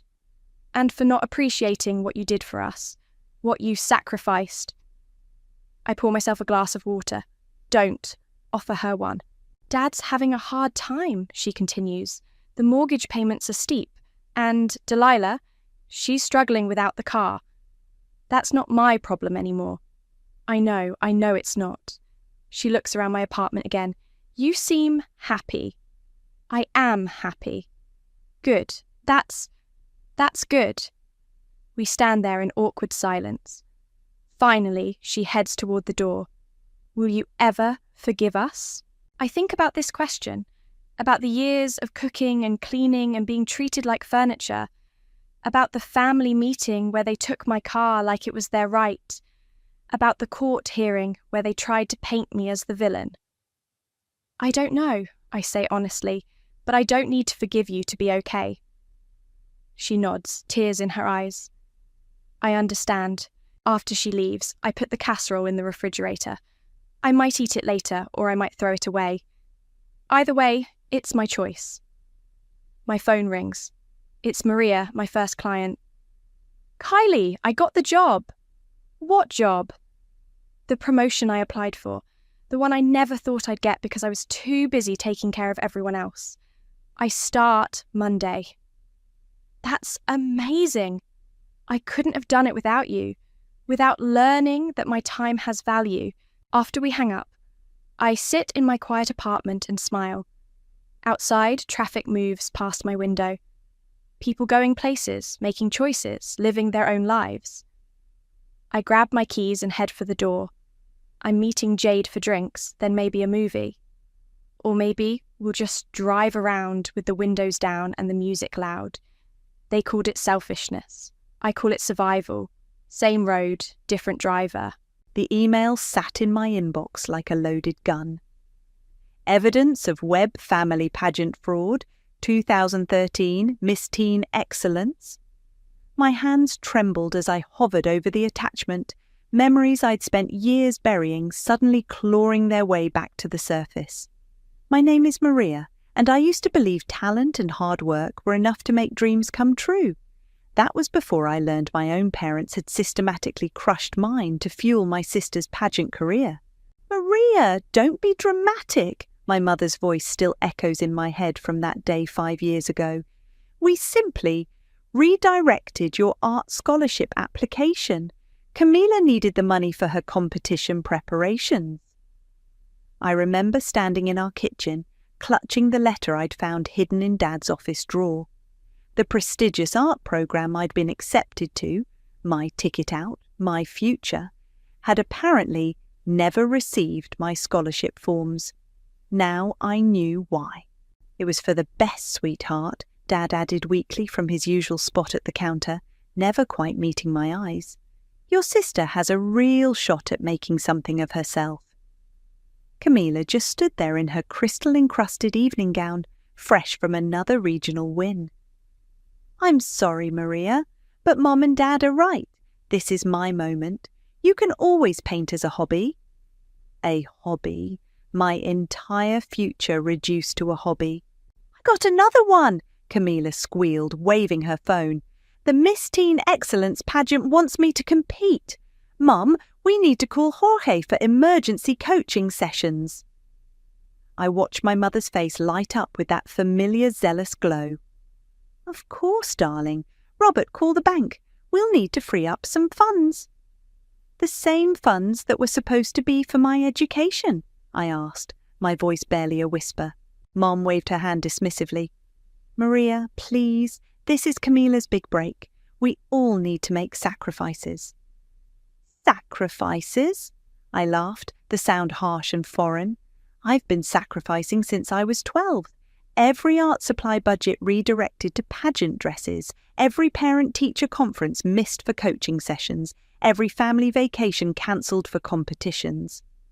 Now you're just being selfish, Mum snapped. Your sister has a gift, and I don't. Your drawings are nice, Dad offered lamely, but Camila has star quality. This is her path to success. I walked to the fridge where my latest piece hung, a detailed illustration that had won state recognition. Without a word, I tore it down, watching my mother flinch as I ripped it to shreds. "Maria," Camilla gasped, "that was really good." "Was it? Funny, I thought it was just nice." I turned to face my family. I'm done. Done being the ATM for Camilla's tiara collection. Done being told my dreams don't matter. "Don't be ridiculous," Mum said. "Where will you go? What will you do?" "Watch me." That was the last real conversation I had with my family. 5 years of radio silence, of grinding through night jobs while building my illustration portfolio, of finally breaking into the industry on my own terms. Now, I'm a successful digital artist with a growing online following, teaching others how to pursue their creative dreams despite toxic family dynamics. And here was this email threatening to drag me back into the mess I'd left behind. My phone buzzed. A text from Scarlett, my best friend and voice of reason. "Did you see the news about Camilla? Call me ASAP." I opened a new tab and typed my sister's name. The headlines hit like bullets. Miss Teen Excellence 2013 winner under investigation. Web family pageant empire faces scrutiny. Former beauty queen's career implodes amid scandal. My cursor returned to the email attachment. Part of me wanted to delete it, to maintain the wall I'd built between my past and present. But a smaller, darker part whispered that maybe this was karma finally calling. I clicked. The documents loaded, and suddenly I couldn't breathe. Bank statements, emails, photos, an entire paper trail of corruption with my parents' fingerprints all over it. "Well," I whispered to my empty apartment, "looks like the perfect family portrait is about to get a reality check." My phone buzzed again. Unknown number. "We need to talk. I know what they did to you, and that's just the beginning." "You've been collecting evidence for years, haven't you?" Scarlett asked, stirring her coffee as we sat in our usual corner of the downtown cafe. The morning rush swirled around us, but I barely noticed. "Not collecting exactly," I said, sliding my phone across the table. "More like documenting, just in case." She scrolled through my hidden folder, screenshots of deleted social media posts, bank statements, overheard conversations recorded in detailed notes. Her eyes widened. "Maria, this is intense. Try living it." I took my phone back, thumb hovering over the new email. "But this is different. Someone's been watching them too." "Have you replied to the number that texted you?" I shook my head. "Not yet. But look at this." I pulled up Camilla's Instagram, where there were once perfectly curated photos of my sister's pageant life. There were now only damage control posts and vague apologies. "Your sister's whole empire is crumbling," Scarlett whispered. "And your parents?" Radio silence, but their pageant coaching business website is down. I couldn't help but smile. Karma's a bit of a perfectionist, isn't she? My phone buzzed. Another text from the unknown number. "Check your email. More proof. Time sensitive." "Answer them," Scarlett urged. "This could be your chance." I typed back, "Who are you?" The response came instantly. "Someone who lost everything to your family's games, like you almost did." My hands shook as I opened the new email. Inside was a video file, footage from a security camera dated 2013. The Miss Teen Excellence dressing room. "Oh my God," I breathed, watching my mother slip an envelope to one of the judges. They actually did it. "Did what?" Scarlett leaned over. "Bought the crown, right there on camera." I paused the video. All those years of Camilla's natural talent, it was just Mum's checkbook and Dad's connections. "Are you going to release it?" Before I could answer, my phone rang. Kerry Hicks, the investigative journalist who'd been covering stories of pageant corruption for years. "Maria, it's Kerry. I got your number from a mutual source. We need to talk about your family." I put her on speaker. "I'm listening."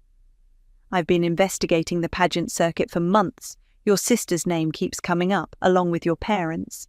But here's the thing. They're just the tip of the iceberg. There's a whole network of fixed competitions, bribes, cover-ups. I need someone on the inside. I haven't been on the inside for years, I said. But you have proof and a platform. Your art blog has, 50,000 followers now? People trust you. She wasn't wrong. My online presence had grown significantly, especially after I started sharing stories about breaking free from toxic families. What exactly are you proposing? I asked. Work with me, share what you know, help me expose this. Scarlett grabbed my hand under the table and squeezed. She knew what this meant to me. I'll think about it, I said, ending the call. You're going to do it, aren't you? Scarlett asked. My phone chimed again. A DM from Livia, one of Camilla's old pageant rivals. Be careful digging into 2013. The Webbs' secrets are more dangerous than you think. I showed Scarlett the message. Looks like I'm not the only one they burned. Maria, Scarlett's voice was serious. Are you sure you want to open this door? Once you do, they stole my future, I cut her off. Made me believe I wasn't worth investing in. Do you know how many night shifts I worked at that convenience store while building my portfolio? How many times I had to choose between art supplies and food? I remember, she said softly. I was there. Then you know why I have to do this. I pulled up Kerry's number. It's time everyone saw the real face behind the perfect family portrait. As I typed my response to Kerry, another message flashed across my screen. From Camilla. Please, Mum and Dad are freaking out. We need to talk. I blocked her number without hesitation. No going back now, I muttered, pressing send on my message to Kerry. Let's see how they handle being in the spotlight when they can't control the narrative. It's happening, Kerry said through my laptop speakers, her face serious on the video call. Your sister just got disqualified from the Southern States Ambassador pageant. They're citing ethics violations and launching a full investigation. I refreshed the trending page on Twitter. Camilla Gate was picking up steam, with former contestants sharing their own stories of rigged competitions and behind-the-scenes manipulation. Look at this, I said, sharing my screen with Kerry. Someone leaked photos of Mom bribing judges at 3 different events. It wasn't just Miss Teen Excellence. Your mother's quite the strategist, Kerry noted. Any idea who's leaking? Could be anyone. They burned a lot of bridges. I pulled up an old group photo from 2013. Half these girls had their chances destroyed because of my family's schemes. My phone lit up with a notification. Someone had tagged me in a post. Maria Artistry, isn't it time you spoke up about your family's pageant fraud? Your silence makes you complicit. Camilla Gate. They're dragging you into it, Kerry warned. We need to control this narrative before someone else does. I opened my art blog and started typing. Many of you have asked about my connection to the recent pageant scandal. Yes, Camilla is my sister. Yes, I have proof of what our parents did. And no, I won't stay silent anymore. Are you sure about this? Kerry asked. Watch. I attached a scan of my sabotage scholarship letter, along with bank statements showing how my college fund was drained for Camilla's coaching fees. This is just the beginning. Within minutes, my post exploded. Comments flooded in. OMG. I remember when you worked at that sketchy convenience store. Your art helped me leave my toxic family too.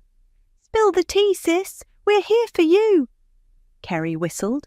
Your followers are ride or die. They believed in me when my own family wouldn't. I started uploading more evidence. These people helped me build my career from nothing. They deserve the truth. My doorbell rang. Expecting someone? Kerry asked.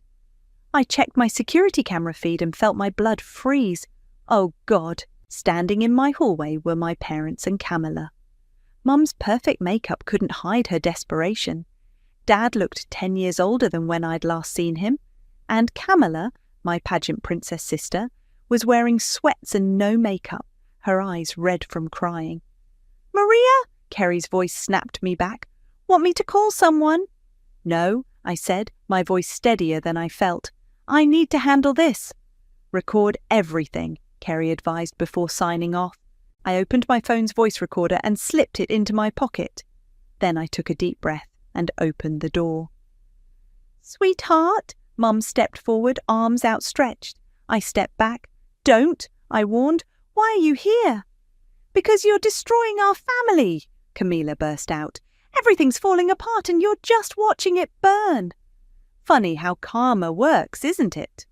Maria, please, Dad pleaded. We made mistakes, but we're still your family. Family? I laughed.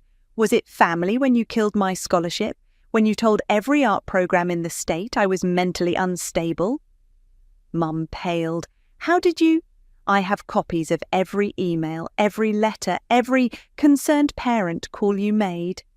I pulled out my phone, watching their faces as I played one of the recordings. Mum's voice filled the hallway. Yes, we're very worried about Maria's grip on reality. Her obsession with art is concerning. We were protecting you, Mum insisted. You were protecting your investment in Camilla, and now it's all crashing down. What do you want? Camilla asked quietly. Money? An apology? Name it. I looked at my sister, really looked at her. The golden child, the perfect princess, now just as broken as they'd tried to make me. I want nothing from you, I said. The truth is coming out, with or without my help. Now get out. You'll regret this, Mom hissed, her mask finally cracking. When this is over, you'll have no one. I smiled, thinking of my followers, of Kerry, of Scarlett. I already have everyone I need. As I closed the door, my phone buzzed with a message from Adam, Camilla's ex. Just sent you some bank records. Your parents' pageant scam goes deeper than anyone knows. Call me. The game wasn't over. It was just beginning. These numbers don't make sense, I said, spreading Adam's documents across my kitchen table. There's way too much money moving through these accounts for just pageant bribes. Adam's voice crackled through my speakerphone. That's because it wasn't just pageants. Your parents were running a whole network. Coaching fees, judge payments, competitor blackmail. They had dirt on everyone. And you helped them? Scarlett asked, eyeing Adam's name on several bank statements. I was Camilla's boyfriend. They made me their errand boy. He paused. Look, I'm not proud of it, but I kept records of everything. Why come forward now? I asked. Because they're desperate, and desperate people do dangerous things. His voice dropped. Maria, they've been asking about you, where you live, who you talk to. My hands froze over the papers. What exactly did they say? Your mum mentioned something about handling you before things get worse. I'd watch my back if I were you. After hanging up, Scarlett grabbed my arm. You need to call the police. With what evidence? That my mommy dearest made vague threats? I shook my head. We need more. My laptop pinged, a new email from Kerry. Major development. Call ASAP. Kerry's face appeared on my screen, looking worried. Your parents just announced a press conference for tomorrow. They're going to try to get ahead of the story. Let me guess, I'm the unstable daughter out for revenge. Worse, they're claiming they have evidence you tried to extort them, that this whole scandal is your attempt to destroy Camilla out of jealousy. My laugh was hollow. Of course they are. This isn't funny, Maria. They've hired Trevor Maxwell. My stomach dropped. Trevor Maxwell, the crisis management lawyer known for destroying whistleblowers' credibility. They're going to try to bury me, I whispered. Not if we bury them first, Scarlett said, pulling out her phone. Your followers need to hear your side before they spin this. I opened my laptop and started typing, to my community. Tomorrow, my parents will try to paint me as a bitter, jealous sister. They'll use my past struggles they caused, against me. But I have receipts, lots of them. Add the scholarship sabotage proof, Kerry suggested.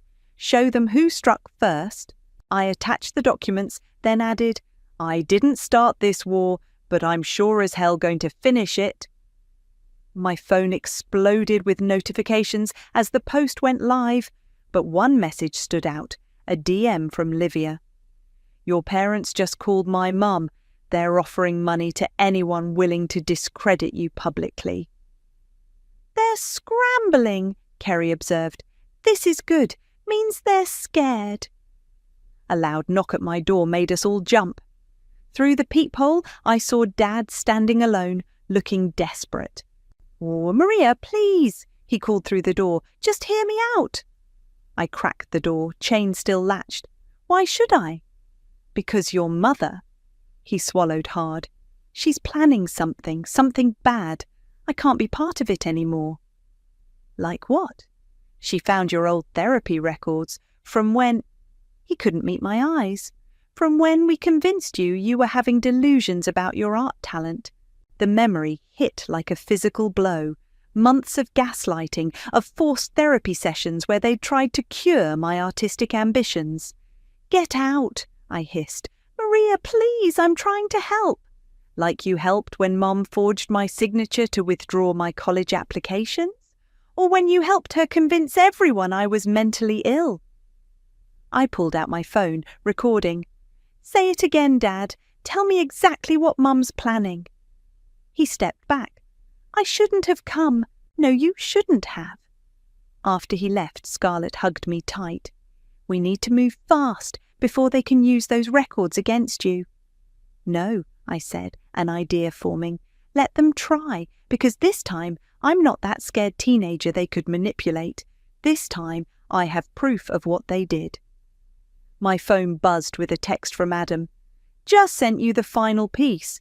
Bank transfers proving your parents paid that therapist to diagnose you. Be careful, they're going to come at you hard now. Let them come, I whispered, downloading the files. I'm done being their victim. 3, 2, 1. Kerry counted down as we watched the live stream of my parents' press conference. Mum stood at the podium, the perfect picture of maternal concern in her powder blue suit. Our daughter Maria has been struggling with reality for many years, she began, dabbing at her eyes with a tissue. We tried to help her, but her jealousy of Camila's success triggered a breakdown. Now, I said, hitting post on my pre-prepared response. Instantly, Wim Pam the real web started trending, drowning out my mother's carefully crafted narrative. Kerry's phone buzzed.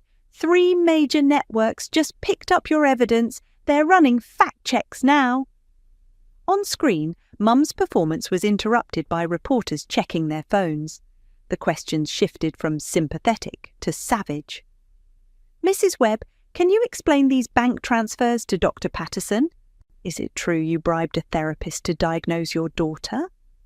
What about the forged scholarship withdrawal? I watched my mother's mask crack. Dad, standing behind her, looked like he might faint. Those documents are clearly fabricated, Mum stammered. Maria is sick. Actually, a familiar voice cut through the crowd. Dr. Patterson himself stood up, holding a folder. I have my own records here. Records of how the Webb family paid me to gaslight their daughter. The room erupted. Mum fled the podium, Dad trailing behind her like a lost puppy. Holy shit, Scarlett breathed. Did you know he was going to... Kerry's idea, I said. Turns out the good doctor had a crisis of conscience. My phone rang. Camila. Against my better judgment, I answered. How could you? She sobbed. They're talking about investigating my whole career now. Every title, every crown. You mean every crown they bought you? I worked hard. No, Camila, you played dress-up while they destroyed my life. Actions have consequences. Mum's having chest pains, she tried. The stress. Nice try, but emotional manipulation doesn't work anymore. After hanging up, I opened my laptop to find thousands of new messages. Women sharing similar stories of family betrayal. Former pageant girls confirming my parents' schemes. artists who'd faced similar sabotage. "You've started a movement," Kerry said, scrolling through the responses. "This is bigger than your family now." My phone pinged with a news alert. Pageant board launches full investigation into web family allegations. "Maria," Scarlett called from my kitchen, "you need to see this." She held up her phone, showing a private message. "Back off now, or those therapy records won't be the only skeletons coming out of your closet. You have 24 hours. "They're desperate," Kerry said. "This is good." "Good," Scarlett exploded. "They're threatening her." "No," I said, an idea forming. "They're giving us rope to hang them with. Kerry, can you trace that message?" She grinned. "Already on it. IP address leads to... Interesting. Your mother's personal email." I started typing a new post. "To those threatening me with my past, I own my story, every struggle, every setback, every triumph. You can't shame me with truth I'm proud of." Attached were my old therapy records, annotated with proof of my parents' manipulation, followed by my successful art career timeline. "You sure about this?" Scarlett asked softly. "They wanted to play chess," I said, hitting post, "but they forgot I've been planning my moves for years." My phone exploded with support messages. Istand with Maria started trending. Art communities, mental health advocates, and anti-abuse organisations began sharing my story. Then came the message that changed everything. From Adam. "Your mum just called in a favour from Judge Reynolds. They're trying to get a gag order, but I have audio of the call. She admitted everything, trying to convince him to help. Sending now." "We've got them," Kerry whispered, listening to the recording. "This is admission of criminal conspiracy." Another message popped up, anonymous, threatening. "You have no idea what you're dealing with. Some stories should stay buried." But I wasn't that scared little girl anymore. I was done being silenced. "Send everything to your lawyer," Scarlett urged. "Like, now." I nodded, forwarding the files. "Mum always said image was everything. Let's see how she likes being the star of this show." The chess pieces were set. Now it was time for checkmate. "The audio file is authentic," the forensics expert confirmed over Kerry's speakerphone. "No manipulation. Your mother clearly discusses bribing judges and falsifying documents." I sat in Kerry's office, surrounded by evidence boards and computer screens tracking the story's spread. Webgate had gone international. "Look at this," Kerry pointed to her monitor. 3 more pageant organisations have launched investigations. Sponsors are pulling out." My phone buzzed. Camila again, this time through a new number. "They're questioning my Miss Teen Excellence win. All my modelling contracts are being cancelled. Are you happy now?" Before I could respond, Kerry's office door burst open. "You need to see this," her assistant said, turning on the TV. Mum was giving another press conference, but this time she looked unhinged. Her perfect makeup couldn't hide her desperation. "My daughter Maria is a manipulative liar," she spat into the microphones. "She's fabricated evidence, coached witnesses, all because she couldn't handle her sister's success. We have proof she's been planning this vendetta for years." "What proof?" a reporter called out. Mum held up a folder. "Personal diaries, social media posts, evidence of her obsession with destroying our family." I laughed. "She's really going to try this?" "Maria," Kerry said slowly, "those wouldn't happen to be your actual teenage diaries, would they? The ones where I documented every lie they told, every competition they rigged?" I pulled out my phone. The ones I photographed before I left home, knowing they'd try something like this. Kerry grinned. "Do it." I opened Twitter and started typing. "Mum, those diaries you're holding, thank you for confirming they exist. Here are the original photos I took 5 years ago, with timestamps. Let's compare notes." I attached photos of tear-stained pages detailing each incident, the scholarship sabotage, the forced therapy, the financial abuse. each entry dated and witnessed by friends who'd seen it happen. "Your mother's leaving the podium," Kerry's assistant reported. My phone lit up with a text from Dad. "Please stop this. Your mother can't take much more." "Like I couldn't take being told I was crazy for having dreams," I texted back. "Actions have consequences, Dad. Time to face yours." Scarlett burst in, waving her phone. "Adam just sent more files, bank records showing your parents took loans from some shady people to fund Camila's pageants. We're talking serious money." "Forward everything to my lawyer," Kerry instructed. "This just went from fraud to potential criminal investigation." Another notification popped up, a DM from a major news network requesting an interview. Then another, and another. "They all want your story," Kerry said. "The artist who exposed pageant corruption and family abuse. You're going viral in the best way." My hands shook as I scrolled through messages from supporters.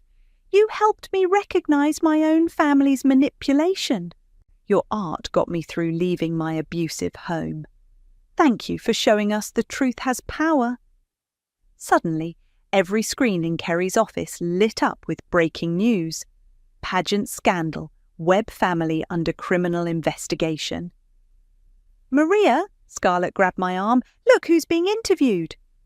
On screen was Livia, surrounded by other former pageant contestants. "We're all coming forward now. The Webbs didn't just hurt Maria, they hurt dozens of girls. We're done being silent." My phone rang, an unknown number. I answered on speaker. "Ms. Webb, this is Detective Roberts. We'd like to talk to you about your parents' financial activities between 2013 and 2018. Kerry gave me a thumbs up. "She'll cooperate fully, Detective. We have everything documented."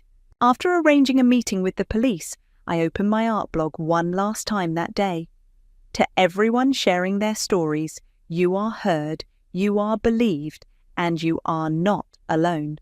The truth doesn't destroy families. Secrets and lies do. "Ready for what comes next?" Scarlett asked softly. I looked at the chaos unfolding across every screen. My mother's crumbling empire, my father's complicity exposed, Camila's false success revealed, years of pain and manipulation finally seeing daylight. "They wanted me to be quiet and small," I said, watching the story spread. "They never expected their perfect victim to become their worst nightmare." My phone buzzed one final time that day, another threat. "You've just made some very dangerous people very angry. Sleep well." But I wasn't afraid anymore. The truth was out there now, and no amount of threats could put it back in the box. "Please state your name for the record," the investigator said, her recorder blinking red. "Maria Webb." My voice echoed in the sterile conference room. Kerry sat beside me, a steadying presence as I prepared to give my official statement. "And you have evidence of systematic fraud within the pageant circuit?" I placed my USB drive on the table. "Everything's here. Bank records, emails, recorded conversations, 5 years of documentation." "Including proof of threats against you?" "Check the timestamps on those anonymous messages," Kerry interjected. "They match perfectly with Mrs. Webb's email activity." My phone buzzed, Scarlett sending updates from outside. "Your story just hit national morning shows. Camila's trying damage control on Instagram. Not going well." The investigator spread photos across the table. "Can you identify these individuals?" Each image showed my parents with different pageant officials, envelopes changing hands. My mother's perfectly manicured nails clearly visible. "That's my mother bribing Judge Reynolds," I pointed. "And there's my father delivering coaching fees to the regional director." "Your sister claims she knew nothing about this."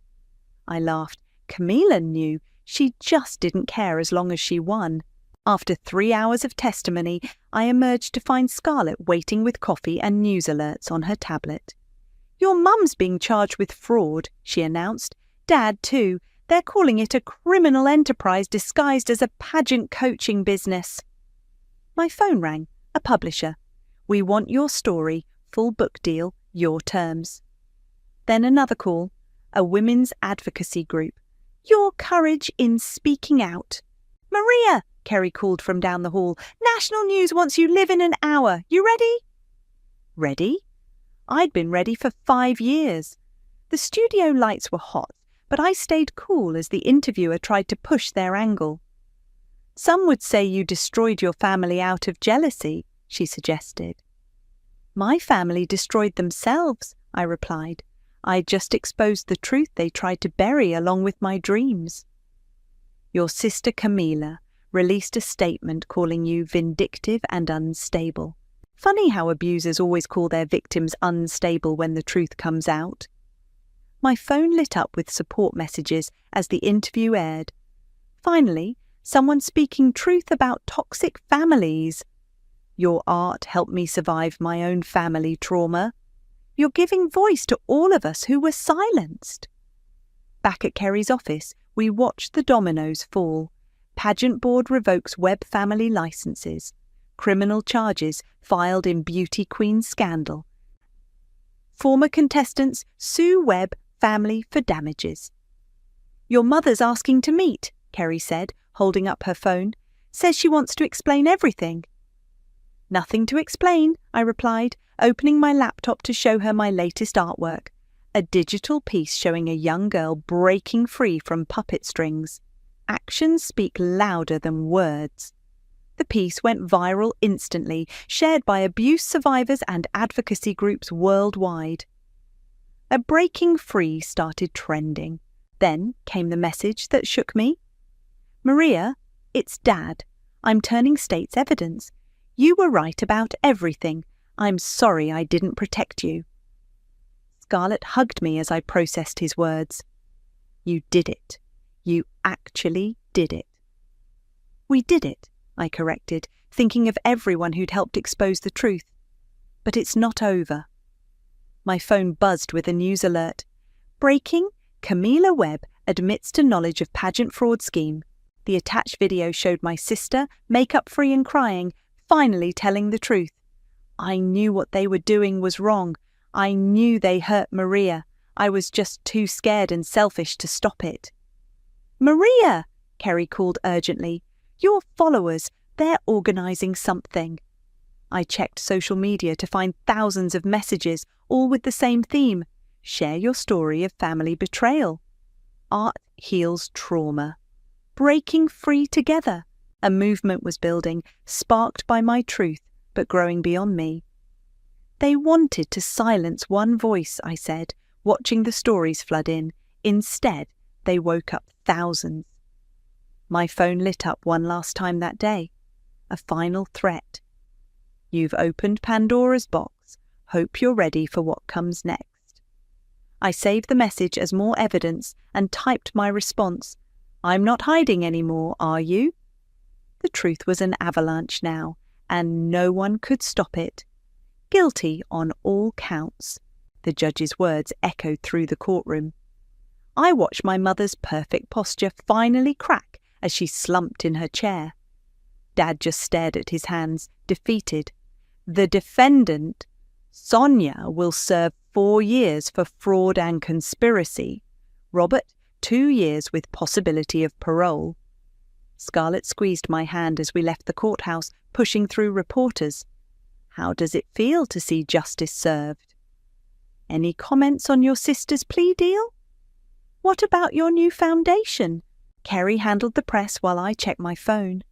The Breaking Free Foundation's website had launched, already flooded with messages from survivors of family abuse. My artwork banner, the girl breaking her puppet strings, headed every page. Your DMs are exploding, Scarlett said, scrolling through my notifications. 3 more publishing offers, 2 documentary requests, and... Wait, is that from your old art school? I opened the email. In light of recent events, we'd like to offer you a guest lecturer position in our creative healing program. Take it, Kerry said, joining us. Your story needs to be heard in person, not just online. My phone buzzed. Camila calling from her court-mandated therapy program. I watched your interview, she said quietly, about how it felt growing up as the family disappointment. And, you weren't the disappointment, Maria. We were. I was. Her voice cracked. My whole life was built on lies they told and dreams they stole from you. At least you finally see it. Too late to fix it. I thought about all the years of pain, of doubt, of fighting to believe in myself. That depends on you. After hanging up, I opened my laptop to find more stories flooding the Foundation's forum. My parents sabotaged my college applications too. They called me unstable for following my dreams. Your art helped me find courage to speak up. Maria, Kerry called from her phone, the pageant board wants you to consult on their ethics reform committee.